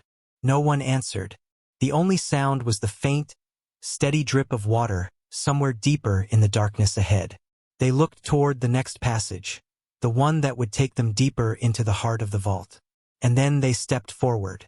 The deeper the Templars stepped into the vault, the more it felt as though the air itself had become sentient, watching, listening, almost weighing them as they passed. The corridor that extended beyond the antechamber was unlike anything they had seen so far. Narrow but flawless, carved with a precision that made the stone feel unervingly smooth beneath their fingertips. It was clear that this place was not shaped by the rough tools of ancient masons. It was almost as if the rock had been sculpted by heat or some force capable of melting and molding solid stone without leaving chisel marks behind. The torches they carried cast long, trembling shadows down the walls, but the darkness ahead seemed to remain unmoved, dense and opaque, swallowing the light instead of retreating before it. At certain angles, the smooth surface of the stone reflected their torchlight in faint glimmers, like water caught in a moment of stillness. These reflections gave the unsettling impression that the walls might be shifting, reshaping subtly as the knights walked past. After several paces, the corridor opened into the first of the deeper chambers, a circular room whose ceiling extended high above their heads, disappearing into darkness. The floor was carved into concentric rings, each descending slightly toward the center, forming a shallow bowl-shaped depression. It almost resembled an ancient amphitheater, but far too small for an audience. More likely, it was built for rituals, calculations, or gatherings too secret to occur above ground. At the center of the chamber lay a stone disc, about the size of a shield, embedded perfectly into the floor. Unlike the surrounding stone, this disc was made of a glossy black material that reflected their faces like a flawless mirror.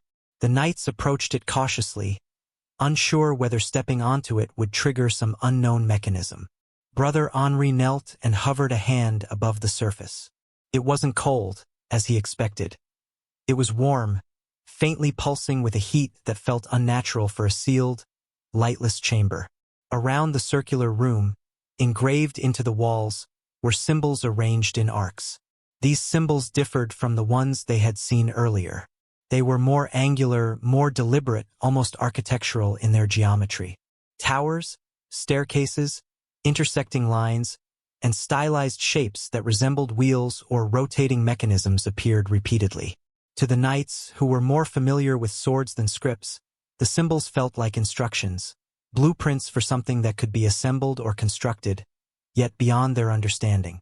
Brother Godefroy stepped closer to one of the engravings and traced a set of intersecting lines. The pattern formed a perfect ratio, reminding him of the golden spirals he had once seen in manuscripts copied by scholars. These symbols were not random. They were a language of mathematics, of structure, of harmony. Whoever carved them possessed knowledge of geometry in a way that bordered on the supernatural. The room itself seemed to amplify this sense of design. When Brother Aymeric spoke softly, his voice echoed in a strange circular pattern, resonating for a moment before fading away. It was almost as if the chamber had been engineered to capture and contain sound, a deliberate choice for a place meant for rituals, chanting, or the recitation of knowledge. As they moved deeper into the chamber, something else captured their attention. On the far side, opposite the entrance, a faint seam ran vertically down the wall. It was subtle, nearly invisible unless illuminated at the right angle. Brother Matthew pressed his hand along the seam, and to his surprise, the stone vibrated slightly at his touch, like a tensioned string being plucked. He stepped back quickly. The others gathered around him. It became clear that the seam marked another passage, another concealed door, perhaps like the seal they had opened earlier. But this one bore no indentations, no stone discs, no mechanisms they could identify. Instead, above the seam, 3 small symbols were carved, arranged vertically. A circle, a spiral, and a downward-pointing triangle. They had seen these symbols scattered throughout the deeper vault chambers, but never in this precise sequence. Brother Henri, who had been studying the metal plate they found earlier, retrieved it from his satchel. He held it up and compared the symbols on the wall to those etched on the plate. To their astonishment, the exact sequence appeared beside one of the deepest regions marked on the map. The connection was undeniable. This chamber was not an endpoint, it was a threshold. After a tense moment, Brother Henri pressed each symbol with his fingertips in the same order. For a moment, nothing happened. Then a subtle shift occurred, almost imperceptible. The seam widened, not by sliding, but by dissolving, stone fading into nothingness as if turning to smoke. The knights stepped backward instinctively, raising their torches, expecting dust or debris. Instead, the stone simply evaporated, revealing a narrow passage descending into darkness. The air that flowed out of the newly opened passage was colder than anything they had felt so far. It carried a strange scent, older than dust, older than decay, something like the dryness of ancient parchment mixed with the cold stillness of a sealed tomb. Brother Aymeric remarked that the air felt untouched by human breath for thousands of years. They hesitated at the threshold. Brother Godefroy murmured a prayer under his breath, invoking protection. The others followed suit. For the first time, their courage wavered, not because of physical danger, but because of the overwhelming sense that whatever lay ahead was something no human hands were meant to disturb. Beyond the threshold, the passage sloped sharply downward, illuminated only by the faint glow of their torches. The ceiling lowered, forcing them to duck. The walls were no longer smooth. Instead, they were covered with carvings of spirals, stars, and what looked like journeys. Paths winding from one point to another, branching and rejoining like the threads of a tapestry. Some paths ended abruptly, cut short or swallowed by larger symbols. Others merged together, forming circles or repeating loops. Brother Henri speculated that these diagrams represented something like cycles of knowledge, cycles of time, or cycles of civilizations rising and falling. This interpretation unsettled the group. The idea that previous civilizations may have reached great heights only to collapse into obscurity challenged everything they had been taught. As the passage widened, they entered another chamber, smaller but more unsettling. At the center, carved directly from the floor, stood a pedestal supporting a spherical object. It appeared to be made of the same black, mirror-like stone as the disc they found earlier, but unlike that surface, this sphere reflected light in strange distortions. Their reflections curved unnaturally across its surface, elongated and twisted as if caught in a warped mirror. Brother Matthew reached out tentatively, touching the sphere with 2 fingers. He recoiled instantly. The surface was icy cold, colder than any natural stone should be underground. Even after withdrawing his hand, he felt a tingling sensation, as if the stone had briefly absorbed warmth from his skin. The sphere was covered in faint, razor-thin engravings, lines so delicate they could barely be seen unless viewed from a precise angle.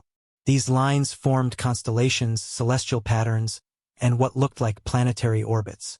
But some of the arrangements made no sense. Stars appeared in positions no medieval chart had ever recorded. Orbits spiraled in ways that defied natural laws. Brother Henri, who had studied astronomy in his youth, insisted that the star patterns were not random. They belonged to a sky far older than their own. The sphere seemed to be a map, but not of Earth. Or at least not of any Earth they understood. The knights stepped back, realizing the magnitude of what they had found. The deeper chambers were not simply storage rooms or archives. They were repositories of knowledge so vast, so advanced, that it blurred the line between ancient genius and forbidden wisdom. Brother Aymeric whispered that no medieval scholar would ever believe what they had seen. The church would deny it. Kings would fear it. Ordinary people would be unable to comprehend it. And yet, the Templars had seen it with their own eyes. As they prepared to move deeper still, the sphere's reflections trembled for a moment, flickering shadows across the chamber. The knights froze. The shadows seemed to shift independently of their torchlight, bending and warping with an unnatural life of their own, as if the sphere responded to their presence. Whatever lay ahead, it was clear that they had crossed a boundary. There was no turning back now. The deeper they moved beyond the chamber of the black sphere, the more the air around them began to shift in ways they could not fully explain. At first it was subtle, a faint vibration beneath their boots, like something far beneath the earth stirring in its sleep.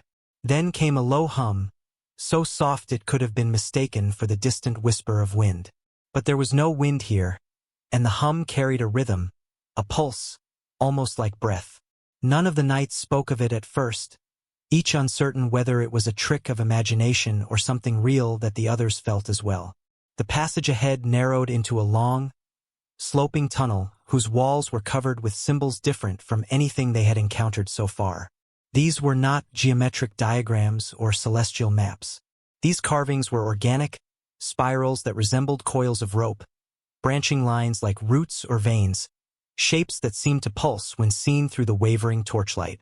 The deeper they went, the more the symbols began to look less like carvings and more like something alive, something growing from the stone itself.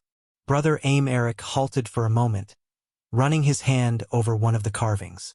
The stone was warm beneath his palm, warmer than the air around it. When he pulled his hand away, he felt a faint throbbing in his fingertips, as though the carving had a heartbeat. He turned quickly, looking to the others for reassurance, but their expressions mirrored his own bewilderment. Whatever this place was, it defied the boundaries of natural stone and ancient craftsmanship. The tunnel eventually opened into a vast, rectangular chamber whose ceiling soared high above them, vanishing into blackness. But what struck them first was not the size of the space. It was the object dominating the room's center. A colossal structure, rising from the floor like an altar combined with a throne, forged of stone so dark it absorbed their torchlight rather than reflecting it. The structure was covered in layered engravings that seemed to shift under their gaze, patterns sliding subtly like shadows moving beneath the surface. But it wasn't the structure alone that drew their breath away. Suspended above it was something even more astonishing. A floating stone, a massive oblong slab hovering several inches above the central platform. It was perfectly still, defying gravity, anchored by nothing, tethered by no visible mechanism. It simply drifted there, unmoving, as if held aloft by an unseen force. Brother Henri stepped forward cautiously, unable to tear his eyes from the impossible sight. He raised his torch higher, illuminating the underside of the levitating stone. The bottom was carved with a swirling design of concentric circles, interlocking triangles, and curved lines that radiated outward like the spokes of a wheel. As the light touched these carvings, they shimmered faintly, not with color, but with motion. The patterns almost seemed to rotate, not physically, but visually, like an illusion triggered by the flame. The knights gathered around the floating stone, each man fighting the instinct to recoil from something that contradicted every law of the natural world as they understood it. Brother Matthew, the pragmatic stonemason, whispered that no conceivable engineering technique could achieve such a feat. Brother Godefroy murmured that perhaps this was not a mechanism at all, but a relic of knowledge the ancients had safeguarded because it was too powerful or too dangerous for the world above. The floor beneath the floating slab was carved with a pattern that resembled a massive compass rose, its arms extending toward the chamber's corners. At each point of the compass, a circular depression had been carved into the stone. These depressions were shallow but smooth, as if polished by centuries of touch. Something, it seemed, had once been placed within them, objects now missing, leaving behind only the hint of their purpose. The knights dispersed through the chamber, examining each corner carefully. The walls were covered in murals, vast epics carved into stone with a precision so detailed it felt almost modern. The murals depicted scenes the Templars struggled to interpret. Some showed figures standing beneath stars arranged differently from those in the sky above Jerusalem. Others depicted towers rising like spires of impossible height, connected by bridges suspended over enormous chasms. In one mural, a group of robed figures surrounded the floating stone, their hands lifted as though shaping energy from the air itself. But it was another mural that chilled them most. It showed a great calamity, a city collapsing in flames, towers crumbling, the sky darkened by smoke. The robed figures fled underground, carrying scrolls, tablets, and the floating stone. The implications struck the knights with a force stronger than fear. This vault was not merely a chamber of secrets. It was a refuge built by survivors of a forgotten catastrophe. Brother Aymeric stepped closer to the mural, raising his torch to examine the symbols beneath it. These symbols appeared to describe a cycle, ascending and descending curves, circles repeating endlessly, lines dividing time into eras. It was as if the mural told a story not just of one calamity, but of many, each separated by long spans of prosperity. Civilizations rose, reached heights of knowledge, and then fell again and again.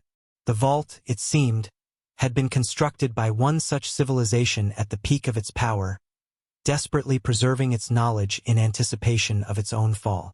As the knights turned back toward the floating stone, the faint hum intensified, deepening into a low, resonant vibration that filled the chamber. The torches flickered violently. Brother Henri felt his chest tighten, as though the very air was vibrating against his ribs. The floating stone glowed faintly around its edges, not with light but with a strange, subtle radiance that made the surrounding darkness seem to pull back. Brother Godefroy took an involuntary step backward. "It reacts," he whispered. "It knows we are here." The others felt it too. The hum was not random. It pulsed like a heartbeat, synchronizing with their presence. It was as if the stone recognized an activation, a disturbance, or perhaps a long-awaited awakening after centuries of silence. Brother Matthew, grasping for logic, tried to determine whether their torch flames or body heat might be triggering some ancient mechanism. But the chamber felt too alive for such explanations. The carvings on the floating stone responded subtly to their movements, shifting with the slightest change in position. When they stepped left, the patterns elongated. When they stepped right, they condensed. It was like being inside a device that had been dormant but not dead, waiting for someone to enter and complete whatever cycle had been interrupted long ago. The knights slowly circled the platform, each step measured, cautious. The humming deepened, and the floating stone lowered a fraction of an inch, stopping abruptly as though held by invisible restraints. Brother Aymeric froze. He had the distinct impression that one more step forward would trigger something irreversible. The sense of responsibility settled over them like a cloak. They were no longer just explorers. They were intruders in a place designed for minds far more advanced, a place protected by forces they could not possibly comprehend. And yet, something about the chamber felt expectant, as if designed to be rediscovered. Brother Henri finally whispered the question that lingered in each of their minds. What if this is not a relic of the past, but a message for the future? No one responded. The floating stone hovered above its platform, humming softly, like a heartbeat waiting for the next moment to begin. And deeper within the vault, the darkness seemed to shift, as if something else, something older than memory, had awakened. The floating stone continued to hum softly over the platform, resonating with a presence that none of the Templars could fully comprehend. But as the knights circled the chamber, another sensation began to settle over them. A subtle pressure, like an invisible weight resting upon their shoulders and deepening with every passing moment. It was not physical pain or fear, but a strange awareness that the chamber was not merely responding to their presence. It was observing them, measuring them, as though testing whether they were worthy of passing deeper into the vault. Brother Henri moved toward the eastern wall, where the mural of the falling city stretched like a frozen memory. He ran his torch along the stone, illuminating details that had been hidden in the shadows. Among the robed figures fleeing into the underground vault, he noticed something he had not seen earlier. A small group of individuals holding an object that glowed in their hands. It resembled a prism or crystal, shaped like a hexagon, emitting rays carved into the stone like beams of light. The same object appeared in multiple parts of the mural. It was held above gathering crowds, carried through gates, even used in scenes that suggested the manipulation of elements. Fire bending away from the robed figures, water rising in arched forms, lightning descending in controlled arcs. The object was not a mere symbol. It was the heart of their knowledge, the source of their influence. The more Henri studied it, the more he realized that this crystalline shape resembled the patterns carved into the floating stone. Brother Godefroy joined him and whispered, This may be the key to the entire vault." But just as their attention sharpened on the mural, a sudden movement in the corner of the chamber broke their focus. It was not loud or violent, just the faintest shift of air, a disturbance so delicate that only the most watchful among them noticed. Brother Aymeric spun toward the sound, raising his torch high. Its flame trembled, dancing wildly as if reacting to an unseen draft.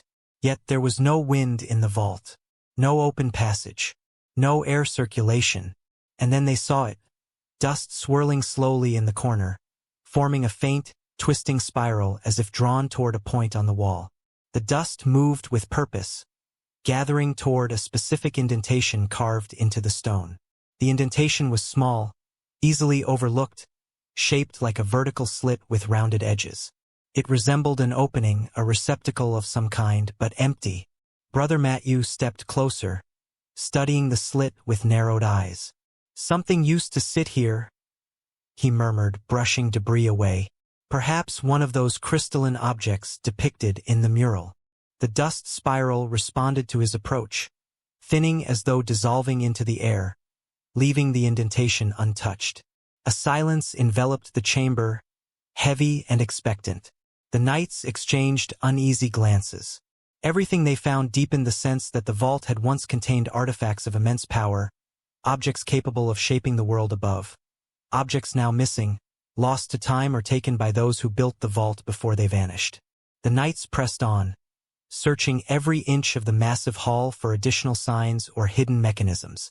Their torches cast long shadows across the floor, and as Brother Henri passed the floating stone, he noticed something remarkable.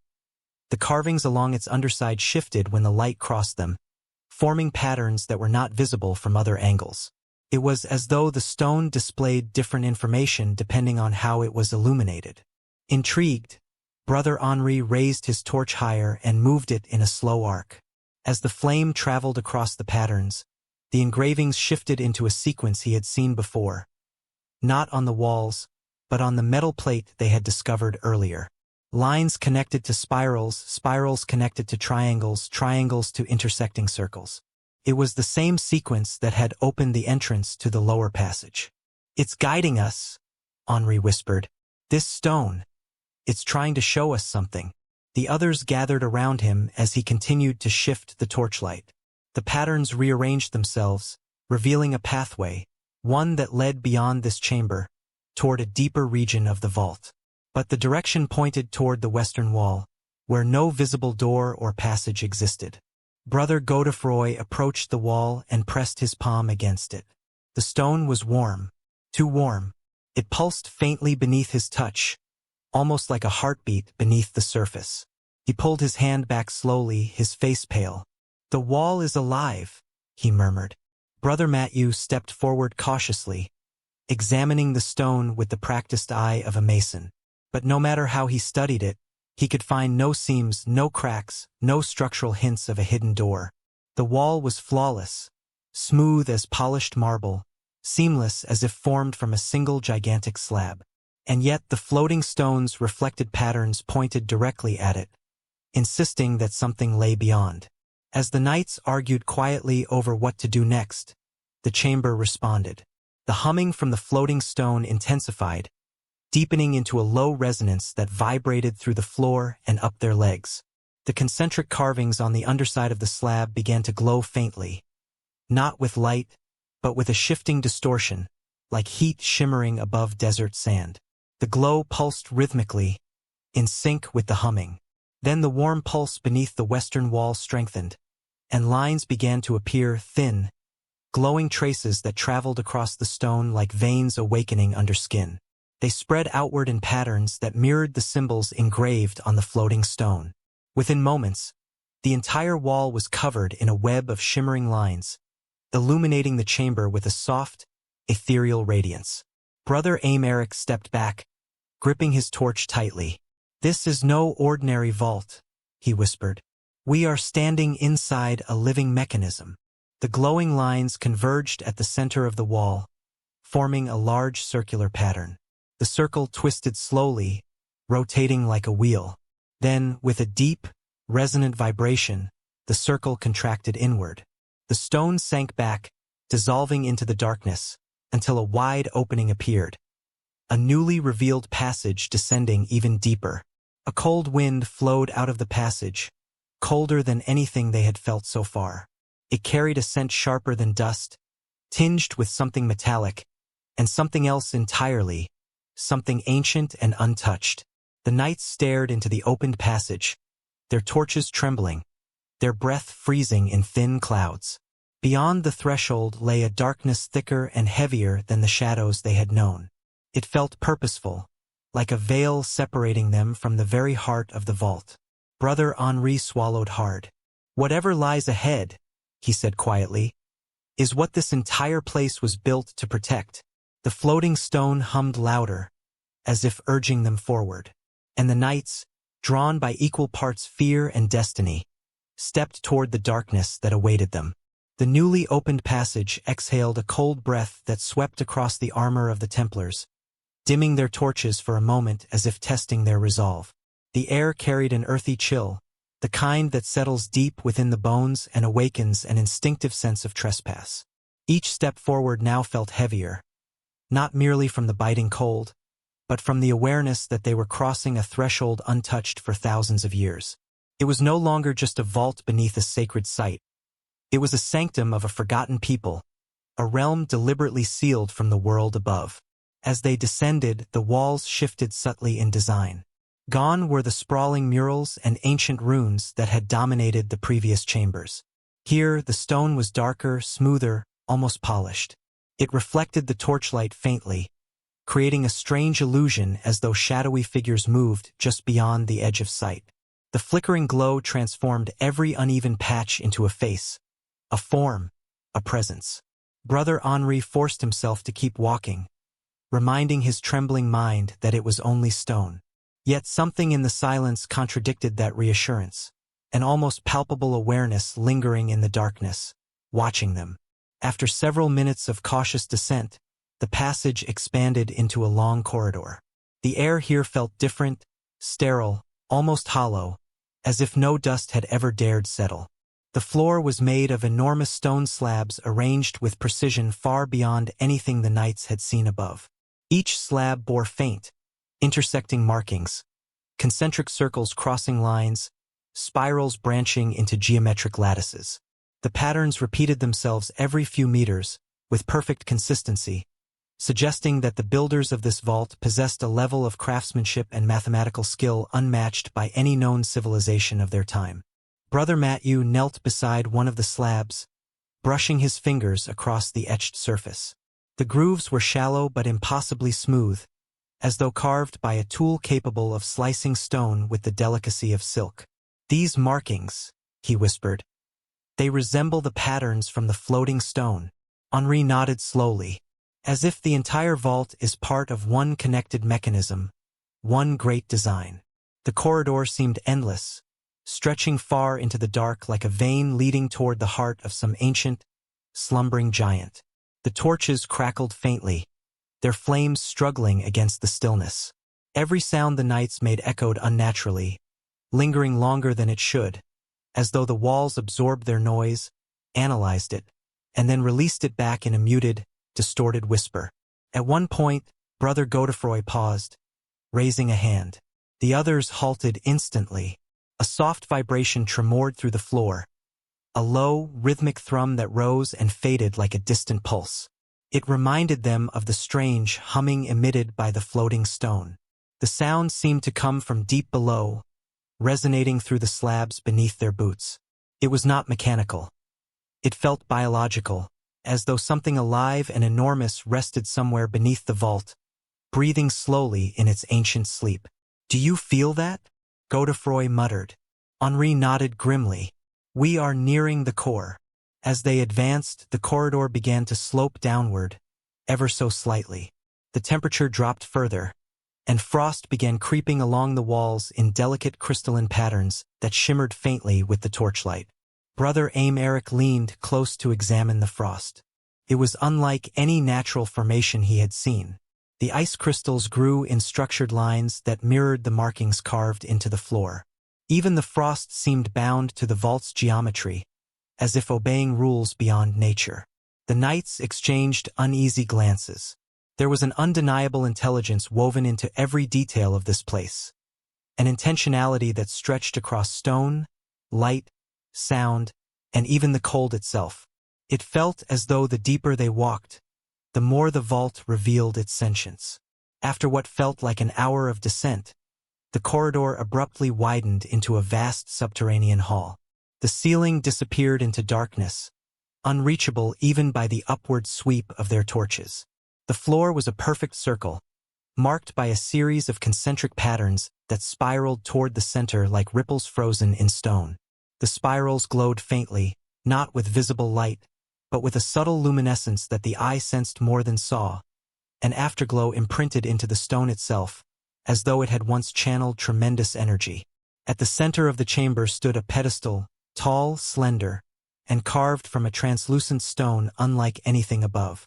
It resembled a pillar fashioned from solidified moonlight, faintly luminous, glowing from within. The pedestal was empty. The Templars approached it slowly. The emptiness was not what disturbed them. It was the shape of the cradle engraved atop the pedestal. The indentation was hexagonal, almost identical to the shape held by the robed figures in the murals. The crystalline object, whatever its purpose or power had been, was meant to rest here. And it was gone. Brother Matthew's voice trembled as he murmured, "Something was taken from this place." Henri shook his head. "Or removed by those who built this chamber before they vanished." They circled the pedestal with growing unease. If the builders of the vault had removed the object, where had they taken it? And for what purpose? Behind them, the faint vibration in the floor intensified.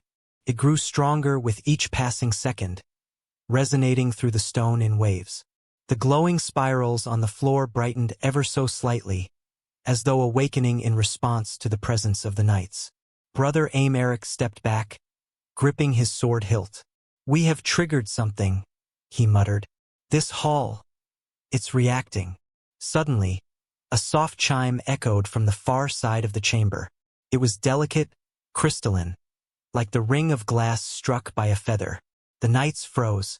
The chime sounded again, clearer, closer. Then a third time, but now it carried a strange, musical resonance. The sound was coming from the walls. Brother Henri turned his torch toward the stone. The walls were no longer dark. Faint, intricate patterns were beginning to spread across them, mirroring the spirals etched into the floor. The patterns glowed softly, awakening like veins filling with liquid light. The entire hall pulsed with an energy that felt ancient, intelligent, and aware. The chime echoed again, but now it blended with a low hum, the same hum from the floating stone, only much deeper, more resonant, almost vocal. The hall vibrated with it, as though speaking in a language carved into the walls long before humans learned their first words. Brother Godefroy whispered, "This place is alive." But the hall was not awakening because the Templars had arrived. It was awakening because something long dormant had finally sensed their descent, recognized the absence of the missing object, and responded. The glow intensified, the vibration deepened, and in the center of the pedestal, a faint spark of light flickered into existence, as if something unseen was trying to manifest itself, or call something long lost back home. The spark of light hovering above the empty pedestal flickered uncertainly, like a firefly struggling to be born in a cavern of eternal night.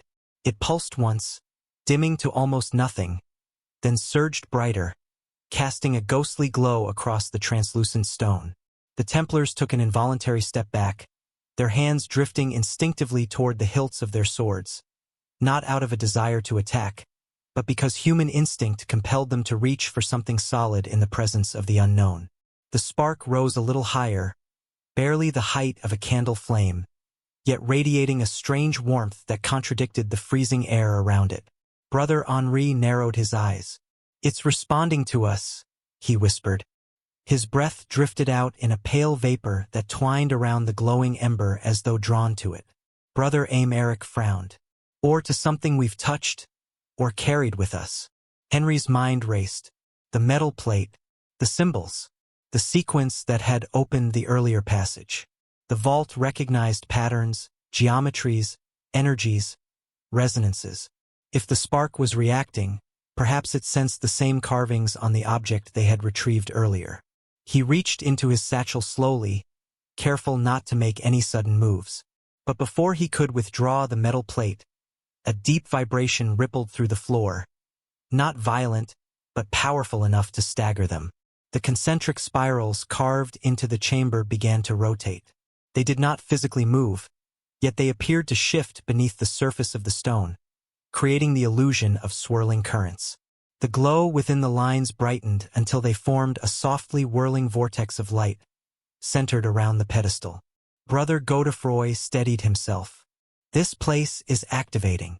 Brother Matthew shook his head, eyes wide with awe.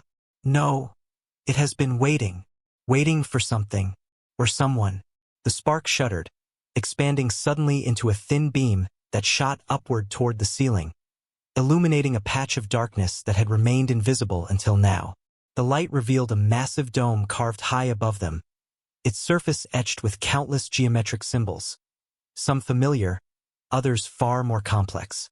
As the beam touched the dome, the carvings ignited with pale luminescence, tracing lines across the ceiling like constellations waking from a long sleep. The glow spread across the dome, weaving intricate patterns until the entire ceiling shimmered like a map of some celestial mind.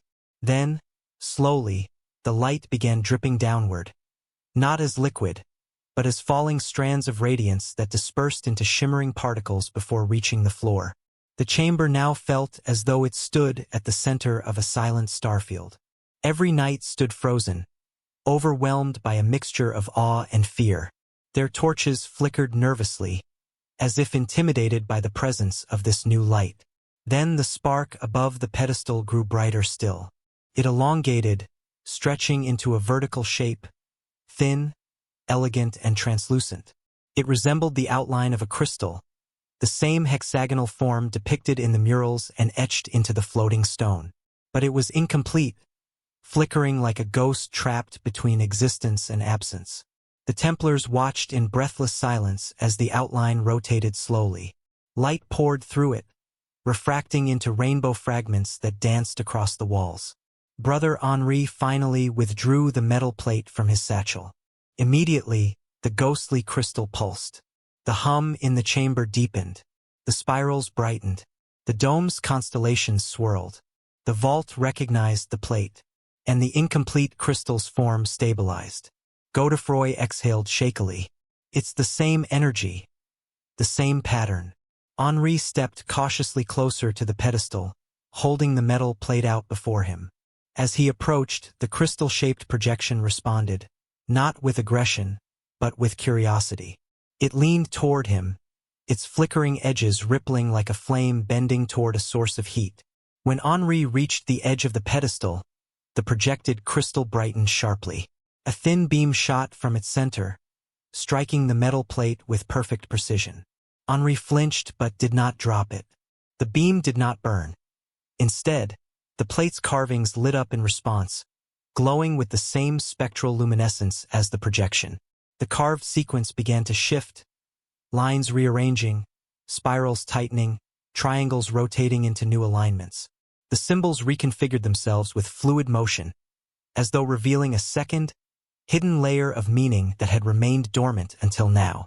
A low chime echoed through the chamber, soft but unmistakably deliberate. The projection pulsed again, and then the floor changed. The glowing spirals around the pedestal began rotating in alternating directions, slow at first, then faster, creating a mesmerizing pattern beneath the knight's feet. The gentle rotation produced a soft wind from somewhere unseen, lifting small traces of dust into the air where the light caught them like drifting stars. Brother Matthew stumbled back. It's forming something, a pattern, a pathway? He was right. As the floor spirals accelerated, the luminous lines began connecting across the chamber, forming pathways that branched outward like the roots of some cosmic tree. The lines extended along the walls, climbed the pillars, and converged beneath the dome, creating an immense geometric network. A map, Henri realized. A map of the vault. But not just this chamber. The entire structure. The entire underground complex. Rooms, corridors, hidden chambers, sealed areas they had not yet imagined. All displayed in radiant lines that pulsed with calculated rhythm. Brother Aymeric stared in disbelief. This is not architecture. It's a machine. The entire vault is a single constructed organism. The projection above the pedestal flashed again, this time casting a beam downward, striking the central point of the illuminated map. The stone beneath the pedestal responded with a deep, resonant thud. The chamber rumbled. The pedestal sank several inches into the floor, locking into a new position as the map shifted. A new symbol appeared at the far end of the illuminated network. A chamber deeper than any the knights had reached. A chamber isolated from all others. A chamber marked by a brilliant cluster of radiance. It was the vault's true core, the heart of whatever the builders had hidden. Brother Henri clutched the glowing plate to his chest. This is guiding us, showing the final destination. A cold draft swept through the hall as a section of the far wall began to glow, then cracked along an invisible seam. Stone dissolved away in a shower of shimmering particles, revealing a descending staircase carved into pure obsidian-like rock. A wind rose from the newly opened passage, cold, ancient, whispering with a distant echo that sounded almost like voices calling from far below. Brother Godefroy's voice trembled. This is where no one was ever meant to go. And yet the vault had opened the path. The knights, bound by mission, yet unsure of what awaited them, tightened their grips on their torches and lanterns. They stepped toward the staircase, toward the heart of the vault, toward whatever secret the world above had forgotten, and whatever truth the builders had buried in darkness, waiting for hands brave or foolish enough to seek it. The staircase descended at a sharp angle, its steps carved from a stone so dark it seemed to swallow light rather than reflect it. The Templars paused at the threshold, listening to the faint whispers rising from below. They were not literal voices, but the soft, eerie resonance of wind moving through unseen channels, echoing off surfaces that remained hidden in the thick darkness beneath. It felt like a warning, one delivered not through language but through instinct. The kind of instinct ancient travelers must have felt when approaching sacred ground they did not fully understand. Brother Henri lifted his torch and stepped forward.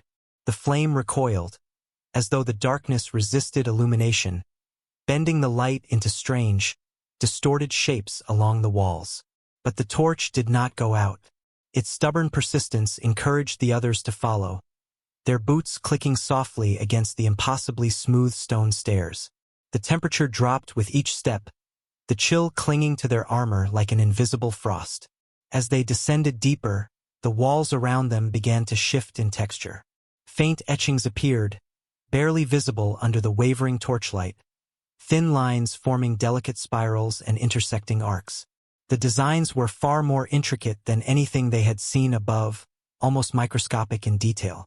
When Brother Matthew brushed his fingers across one of the carvings, he noticed something strange. The stone felt warm, pulsing faintly, as though a silent current flowed beneath its surface. "It's alive," he murmured under his breath.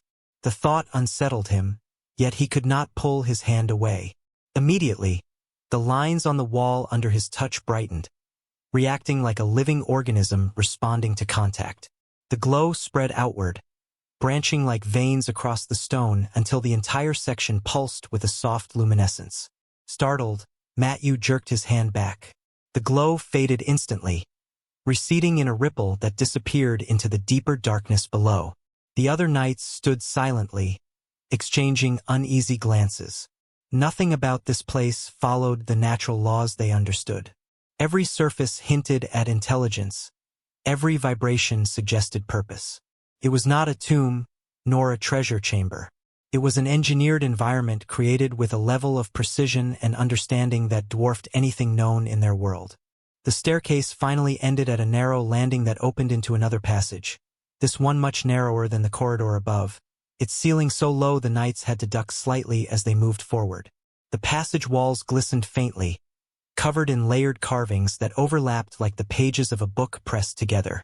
Brother Godefroy held his torch up to inspect the closest layer. He traced a spiral that looped seamlessly into another symbol, a triangle with its vertices connected by delicate lines. Henri recognized it immediately. "The same sequence that appeared on the map," he whispered. "This passage leads directly toward the core." As they ventured deeper, a new sensation crept into their awareness. A faint pressure against their ears, like the air itself was thickening. The deeper they walked, the heavier the pressure grew, forcing them to take slower breaths. It felt as if they were traveling not just downward, but inward, into a space where the rules of the natural world strained against the weight of ancient forces.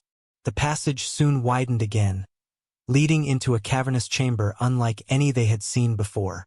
The ceiling arched high overhead, but unlike the previous dome, this one was entirely smooth, devoid of carvings or markings. Instead, it shimmered faintly, as though covered with a film of liquid light that flowed slowly across its surface. The floor was shaped into concentric terraces descending toward a dark pool at the center, perfectly circular and utterly still. The pool was blacker than any shadow the knights had ever seen. It did not simply absorb light, it devoured it. Even the torch flames seemed to dim when pointed toward it, the brightness smothered by the pool's unnatural darkness. Brother Aymeric took an involuntary step backward. "What is that?" he whispered. Brother Henri, ever the first to embrace danger, stepped closer, the torch trembling slightly in his grasp. "It's not water," he muttered. "Look closely." The surface of the pool did not ripple or reflect. It remained unervingly still. As Henri leaned in, he noticed faint lines on the stone floor surrounding it, spiraling patterns similar to those in the hall above. They all pointed inward, converging on the pool as their final destination. Brother Matthew crouched at the edge, examining the markings with narrowed eyes. "This chamber, it was designed for something. This pool is the focus point. But for what purpose?" A faint sound rose from the pool, barely audible, like the hum of bees deep inside a hive. The knights tensed, hands drifting toward swords and daggers, though none expected steel to offer comfort against whatever force dwelled in this depth. Suddenly the pool stirred, not with movement but with light. A faint thread of luminescence rose from its center, spiraling upward like a wisp of smoke. It grew brighter, expanding into a slowly rotating vortex of pale blue radiance. The pool remained dark, but the light above it began forming shapes. Lines, curves, symbols. Henri stepped back as the light expanded further. "It's projecting something," he whispered. The glowing symbols intertwined, aligning themselves into a circular pattern suspended above the pool. The knights watched as the pattern rotated, accelerating slowly until it resembled a floating wheel of light. Then, with a sudden shudder, the glowing wheel split into multiple layers, forming what looked like a spinning diagram. Brother Godefroy squinted. It looks like a map. Henri nodded slowly. A map of the lower chambers. The vault's final architecture. It's showing us what lies beneath this pool. The projection shifted, and a new symbol appeared. One the knights instantly recognized. The hexagonal crystal. But this time, the symbol glowed brighter than everything else, radiating a heat they could feel even from across the room. The crystal hovered above a set of shapes representing chambers and gateways. A pulsing line connected it to the pool, as though the pool itself had once been a conduit to access or activate the object. Brother Matthew swallowed. The crystal was once here, or it was meant to be used here. The projection grew brighter, illuminating the knights' faces with cold light. Suddenly, the glowing lines reconfigured themselves again, forming a new map, one that extended not downward but outward, beneath the Temple Mount, beneath Jerusalem, branching into paths that stretched beyond the city walls. Brother Aymeric stared in disbelief. These pathways, they connect to regions miles away. It's a network, Henri whispered. Whatever this vault once powered, it extended far beyond this chamber. The projection began to flicker violently, as though struggling to maintain its form. The hum from the pool deepened, vibrating through the floor so strongly that the knights felt it in their bones. The spinning map widened, its lines scattering into unstable fragments. Brother Godefroy shouted, "Step back! It's destabilizing." But before they could retreat, the projection collapsed inward, shrinking into a single point of blinding white light that shot downward into the pool. A monstrous ripple surged through the dark surface, distorting the reflectionless void into shifting chaos. A shockwave of cold air exploded outward, slamming into the Templars with enough force to drive them back several steps. Their torches nearly extinguished. Then, once again, the pool fell silent. The chamber dimmed, and the glow faded entirely. Brother Henri stood still, breathing hard. It showed us the core, and then something beyond it. Something bigger. Brother Matthew's voice trembled. If this is only the threshold, what lies beneath the final chamber? A deep rumble echoed through the walls. A distant sound, like something massive stirring far below. The knights realized the vault was not finished revealing its secrets. It was only beginning. The rumble that echoed through the chamber lingered long after the last vibration faded. It did not feel like the collapse of stone or the shifting of earth beneath the Temple Mount. It felt deliberate, as though something enormous, something old, had awakened in the depths beneath the pool. The knights exchanged silent glances, each man sensing the same thing. Whatever stirred below had noticed them, acknowledged them, and was responding. Brother Henri lifted his torch higher and stepped away from the pool, scanning the chamber for changes. At first, everything appeared frozen, as still and silent as before. Then Brother Godefroy pointed toward the far end of the room. Look, the walls, the smooth, shimmering walls that surrounded the chamber were no longer blank. Thin lines, faint as silk threads, began tracing themselves across the stone, forming spirals, angles, and branching symbols that glowed with a soft blue-white luminance. The pattern spread rapidly, like frost racing across glass, until the entire chamber pulsed with subtle geometric radiance. Henri felt a chill crawl up his spine. The vault is guiding us again. The glowing lines converged behind the pool, forming a large circular symbol etched into the wall. As the lines intensified, the stone around the circle began to shift, not breaking or cracking, but folding inward, as though the surface itself were bending like liquid. The knights stared in stunned silence as the wall peeled open, layer by layer, revealing a dark aperture behind it. Brother Aymeric whispered, "Another passage." But this passage looked different from the others they had encountered. It did not descend sharply or stretch into a long corridor. Instead, The opening led into a long chamber that sloped gently upward, lined with columns carved in twisting, organic patterns. These pillars resembled the roots of an enormous tree intertwined with metallic veins, their surfaces glistening faintly, as if coated with a thin layer of moisture. The knights approached cautiously, their torches flickering as they crossed the threshold into the new chamber. The air grew noticeably warmer, filled with a faint metallic scent that reminded Brother Matthew of rain on iron. The floor beneath their boots shifted in texture as well, from smooth polished stone to a surface marked with faint grooves and indentations that seemed intentionally designed to channel liquid.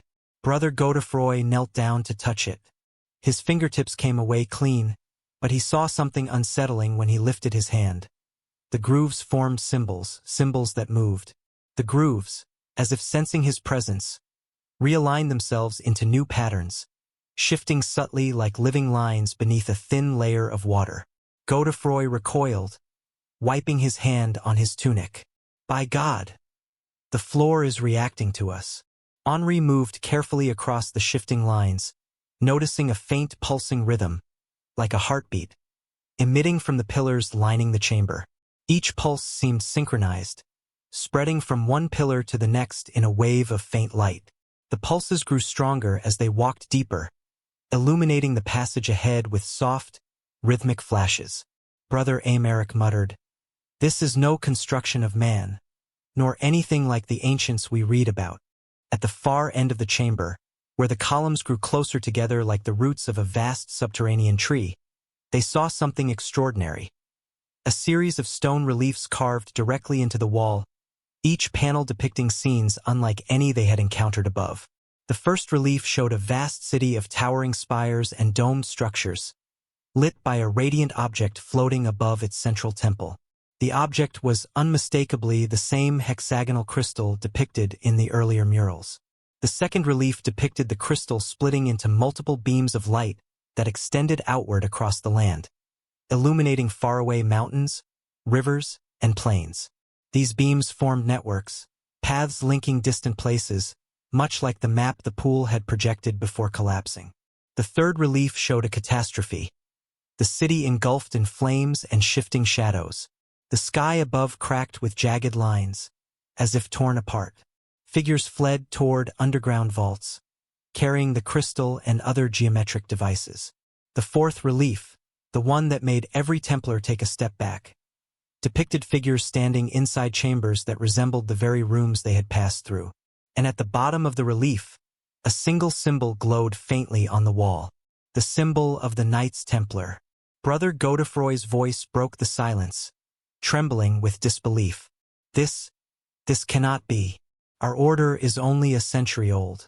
These carvings are thousands of years older. Brother Matthew stared at the relief, his mind racing. Unless the symbol is older than we are, or our order inherited something without knowing. Henri stepped closer, studying the relief with narrowed eyes. It means our presence here was anticipated, or planned. The thought hung in the chamber like a specter. Before they could question it further, another pulse of light surged through the pillars, stronger this time. The ground trembled softly, as if something beneath them sent a signal upward. The pillars responded in cascading waves of brightness, directing the light toward a point ahead. At the far end of the chamber, a large archway began to glow. Unlike the previous openings, this one did not reveal a corridor. Instead, it unveiled a circular vault room, smaller but far more intricate than the others. The room was filled with a soft golden radiance, emanating from dozens of suspended spheres that orbited slowly around the chamber like miniature suns. Each sphere glowed faintly with shifting geometric patterns, and their movements were silent, harmonious, as though choreographed by an invisible celestial rhythm. Brother Aymeric whispered, This looks like the model of a cosmos." Henry's breath caught in his throat. "Not our cosmos. As they stepped inside, the spheres reacted to their presence. Some slowed, others accelerated. The geometric patterns on their surfaces shifted, aligning with the symbols on the knights' armor and shields.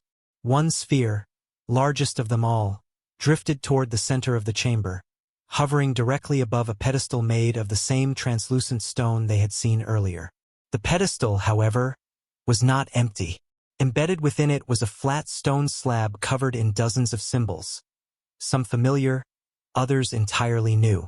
The slab pulsed faintly with golden light, like a heartbeat waiting to be revived. Brother Henri approached it slowly. "This is another key," he whispered. "Another part of the mechanism." The moment his hand touched the edge of the slab, the chamber responded. Every sphere stopped. Every pillar pulsed once. Every line on the walls brightened into blinding gold. The slab beneath Henry's hand lit up, symbols rearranging themselves in rapid succession until they formed a single shape, the hexagonal crystal. Brother Matthew gasped. "It's calling for it. The entire vault is calling for the crystal." And then, as their torches guttered in the rising wind, the floor beneath the pedestal slid open with a deep, grinding sound, revealing a spiraling staircase descending into pure darkness, far darker than any they had seen before. The final descent, the core of the vault, the place where the truth waited. The staircase spiraled downward like the inside of a colossal shell, each step carved from a single piece of smooth stone that felt unnaturally warm beneath their boots. The torches flickered violently, as though resisting the descent. The deeper the knights went, the more the air thickened, not with dust or humidity, but with a pressure that felt alive, like the weight of an unseen presence pressing against their skin. Brother Henri led the way, his hand gripping the hilt of his sword even though no earthly enemy could possibly lurk in the depths they were entering. Brother Godefroy followed close behind, whispering prayers under his breath, unable to silence the trembling in his voice. Brother Aymeric carried the torch, its flame shrinking the farther they descended, as if an invisible force attempted to smother it. The spiral seemed endless, each rotation taking them deeper into something ancient and untouched by time. The walls glowed faintly with veins of golden light running through them, pulsing in slow, rhythmic waves. With each pulse, the knights felt a thud in their chests, as though the vault itself had a heartbeat synchronized with their own. After what felt like an eternity, the staircase finally ended. The last step opened into a vast circular chamber, larger than any they had encountered, with a ceiling so high it dissolved into darkness. The entire room was silent, so silent that even their breaths felt intrusive, echoing faintly in the oppressive stillness. At the center stood an immense structure resembling a raised platform or altar, but far more intricate. It was composed of interlocking rings made of a glass-like stone, each ring embedded with geometric symbols that glowed faintly. Suspended above the platform hovered a single orb of light, floating motionless in the air like a miniature star trapped in an eternal moment. The orb was not bright, yet its soft radiance reached every corner of the chamber. Its light didn't behave like ordinary illumination. It bent around the knights, casting no shadows, as if acknowledging their presence while refusing to reveal its full nature. Brother Matthew approached it slowly. "This is no relic of man," he murmured, "nor of any civilization known to history." Brother Aymeric circled the platform, running his hand gently along the engraved rings. "These symbols, they are the same as those we saw near the beginning of the vault. But here they are older, deeper, carved with purpose beyond our comprehension." As they examined the structure, a low hum filled the chamber. It started as a faint vibration in their bones, then grew into a resonant sound, neither threatening nor welcoming, but undeniably intelligent, like a voice speaking in a language made of pure frequency. Henri gripped his sword tighter. "It knows we are here." The orb brightened slightly, and several rings on the platform shifted in response, rotating with perfect precision. The knights stepped back as the rings aligned, forming a pattern they recognized instantly. The constellation-like map the pool had once shown them. But this version was complete. Every point, every line, every connection glowing with mathematical clarity. Brother Godefroy fell to his knees. "This is the network, the system, the entire design of the vault, and perhaps the world beyond it." The orb emitted another soft vibration, and suddenly the chamber around them changed. The walls dissolved into a vast illusion of stars and swirling nebulae. The floor became transparent, revealing layers of chambers and corridors stretching far below, forming an intricate web of interconnected halls. They felt as if they hovered in the middle of an immense cosmos carved underground, a universe inside the earth. Henry's voice was barely a whisper. "It's showing us everything." But the vision did not remain peaceful for long. A sudden flash erupted across the star-like expanse, followed by rippling distortions. Dark fissures spread across the illusionary heavens, mirroring the carvings they had seen depicting catastrophe. Shapes began to form within the cracks, shadows, twisting and expanding as though remembering a long-forgotten calamity. The orb dimmed slightly, as if weakened by what it was revealing. Brother Aymeric clenched his fist. This was the fate of the ancient world. Collapse. A breach. Another flash illuminated a final vision. A group of figures standing before the collapsing world, holding the hexagonal crystal aloft. The crystal expanded into a radiant field of light that shielded them, creating the very vault they now stood within. Then the light faded. The illusion vanished. The chamber returned to darkness and stone. Only the orb remained, and it was no longer still. It descended slowly toward the platform, hovering just above the central ring.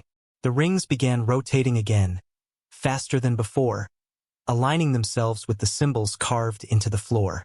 The hum deepened until the air vibrated around them.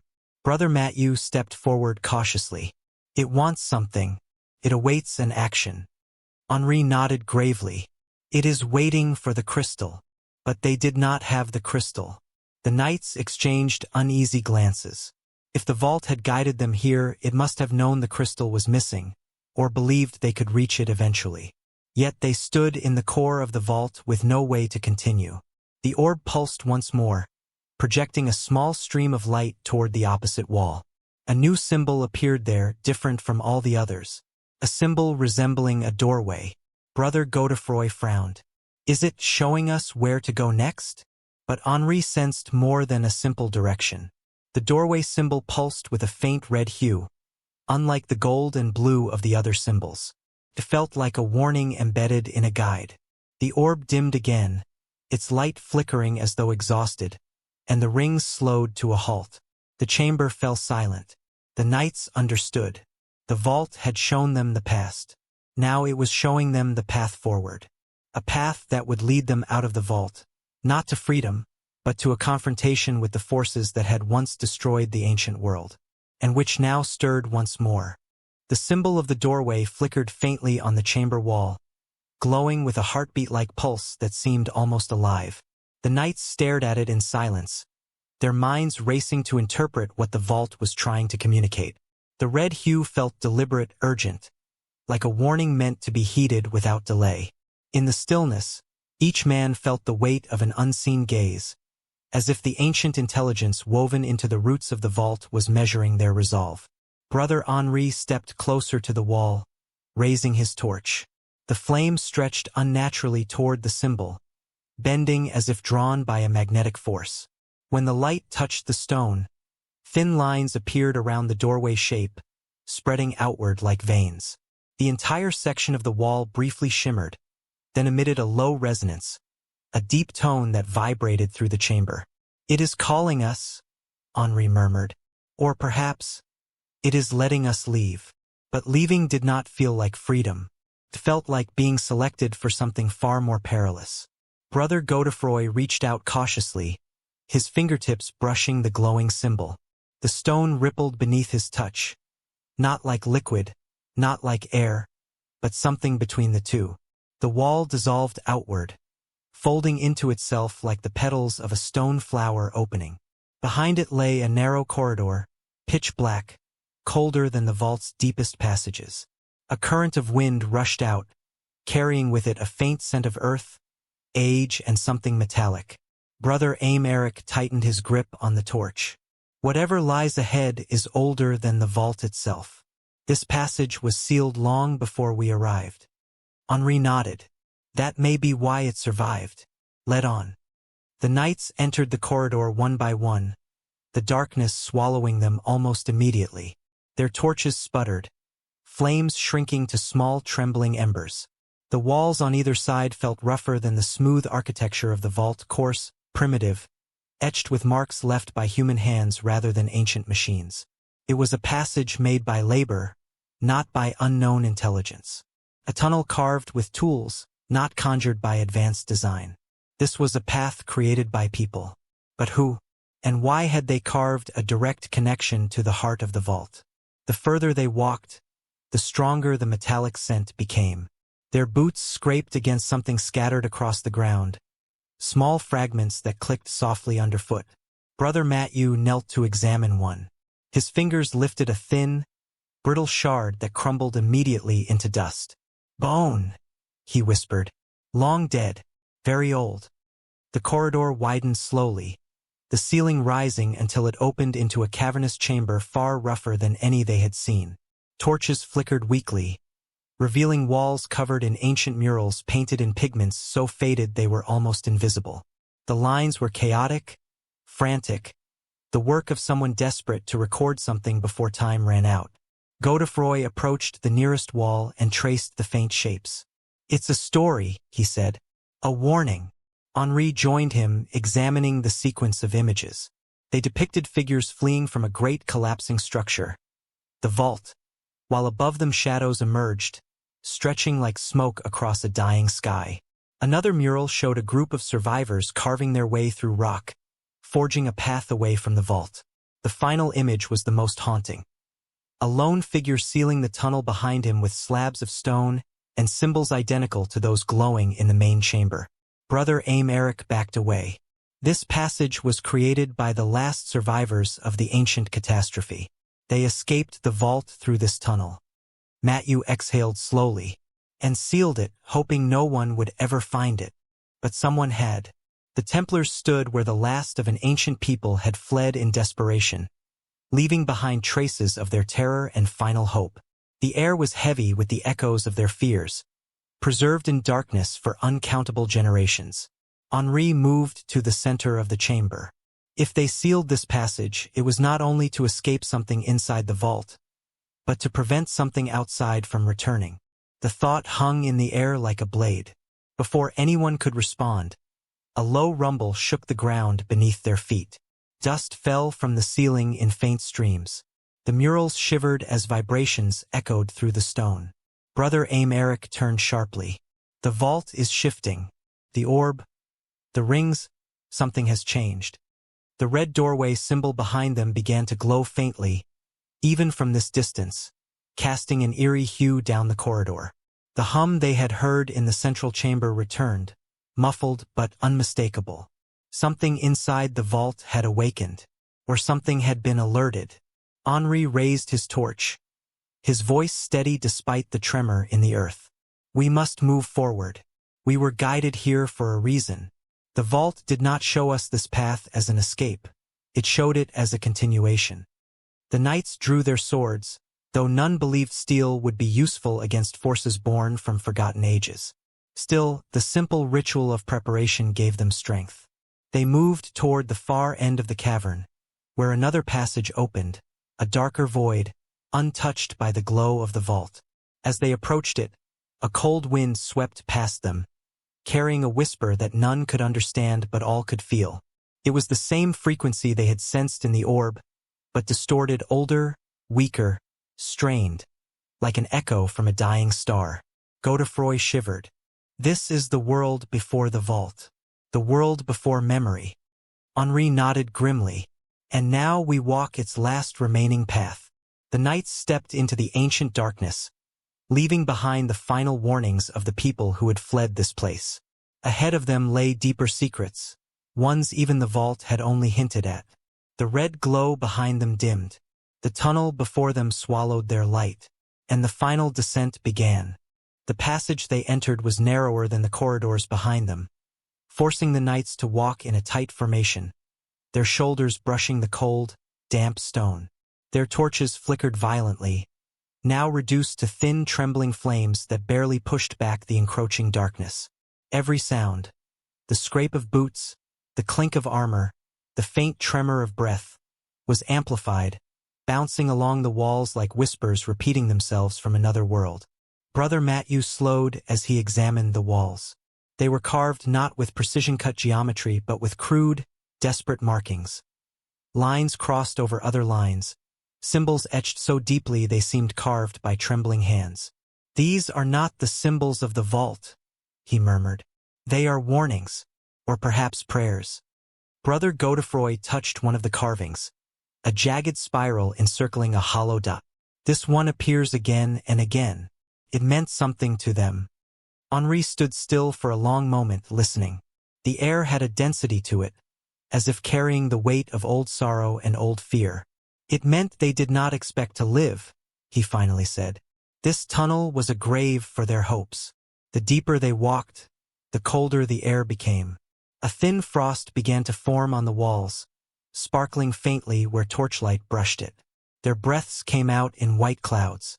Brother Emeric's torch sputtered and nearly died before he cupped his hand around it, coaxing the flame back to life.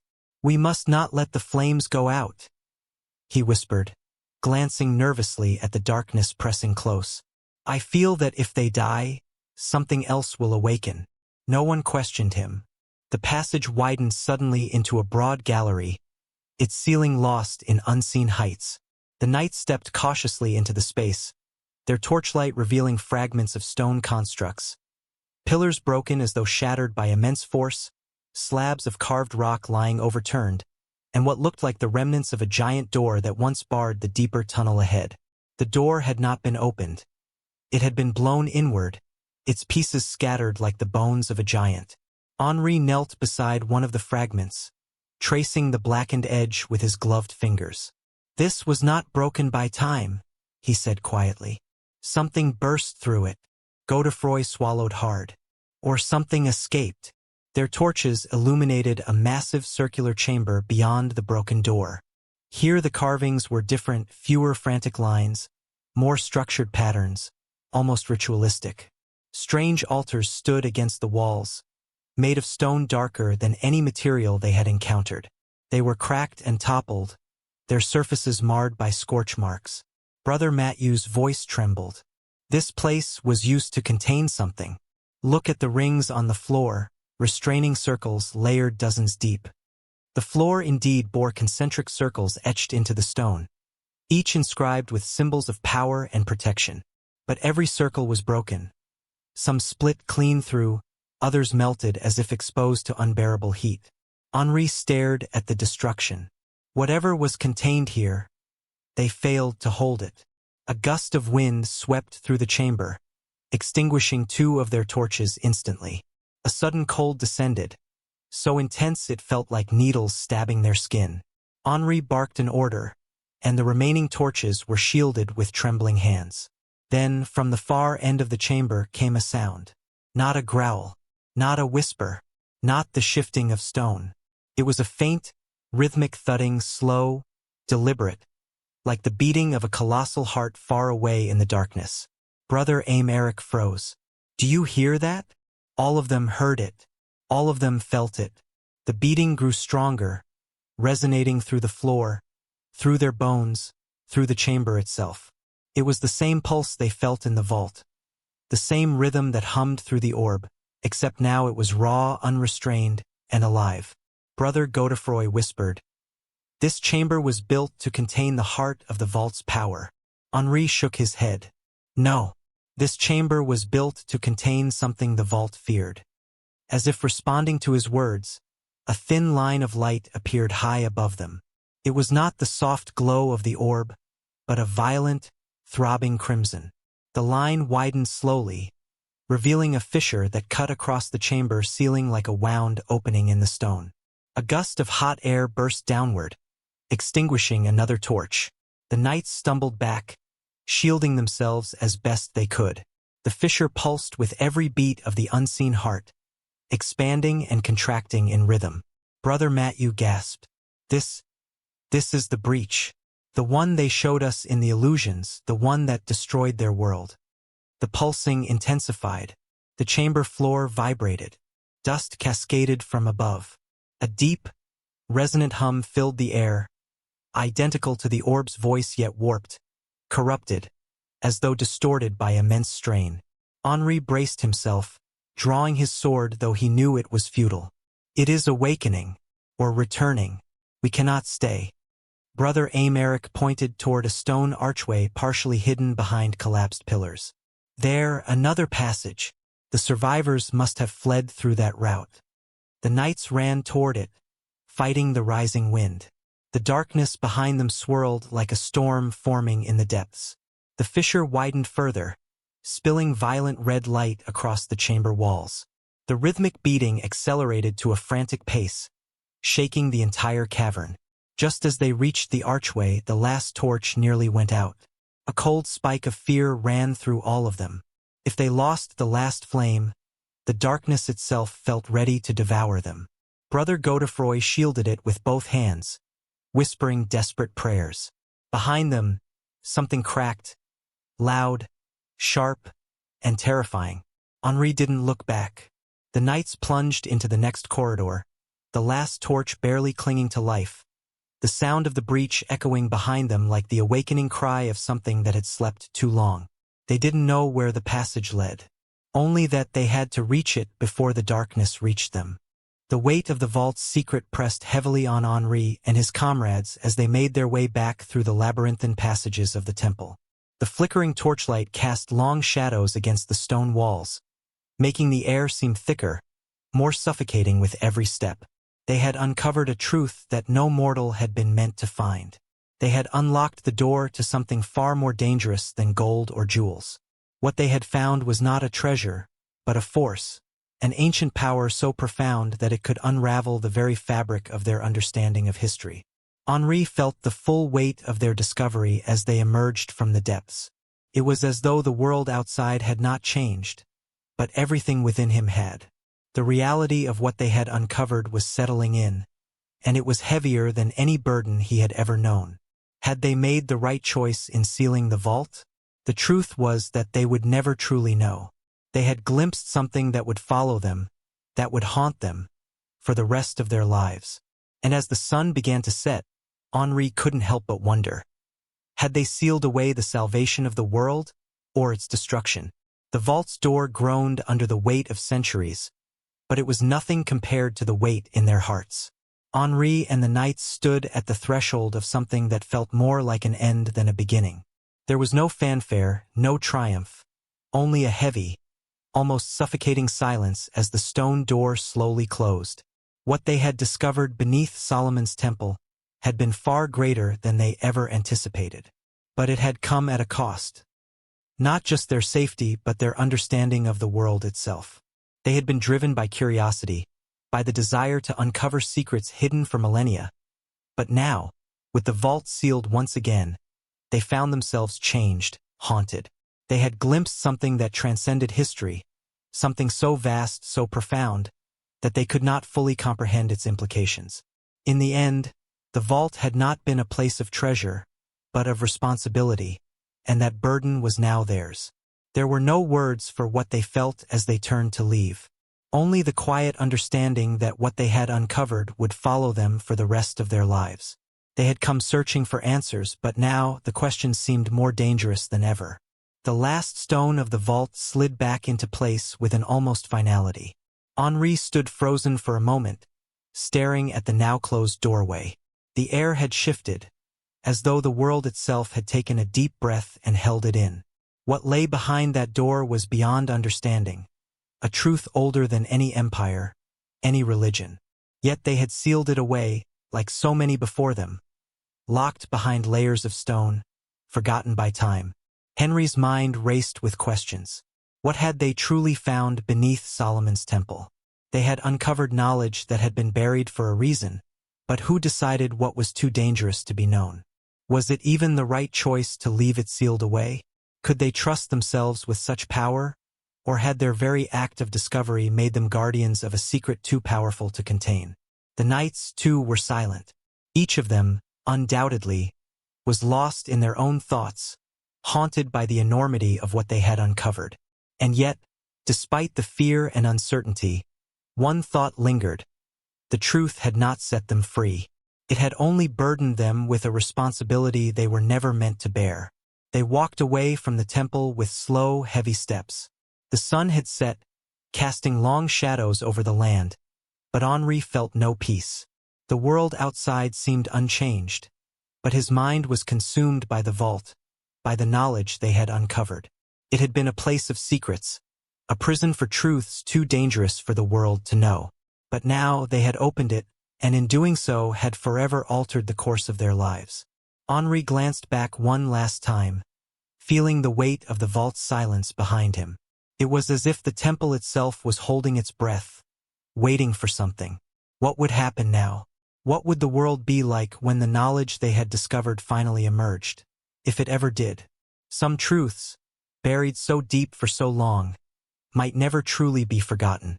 As they disappeared into the night, Henri couldn't help but wonder if the secret they had uncovered would remain locked away, or if it would one day resurface, as dangerous as it had always been. And if that time came, who would be ready for it? In the end, there was no resolution, no closure, only the lingering question, what if some truths were never meant to be known?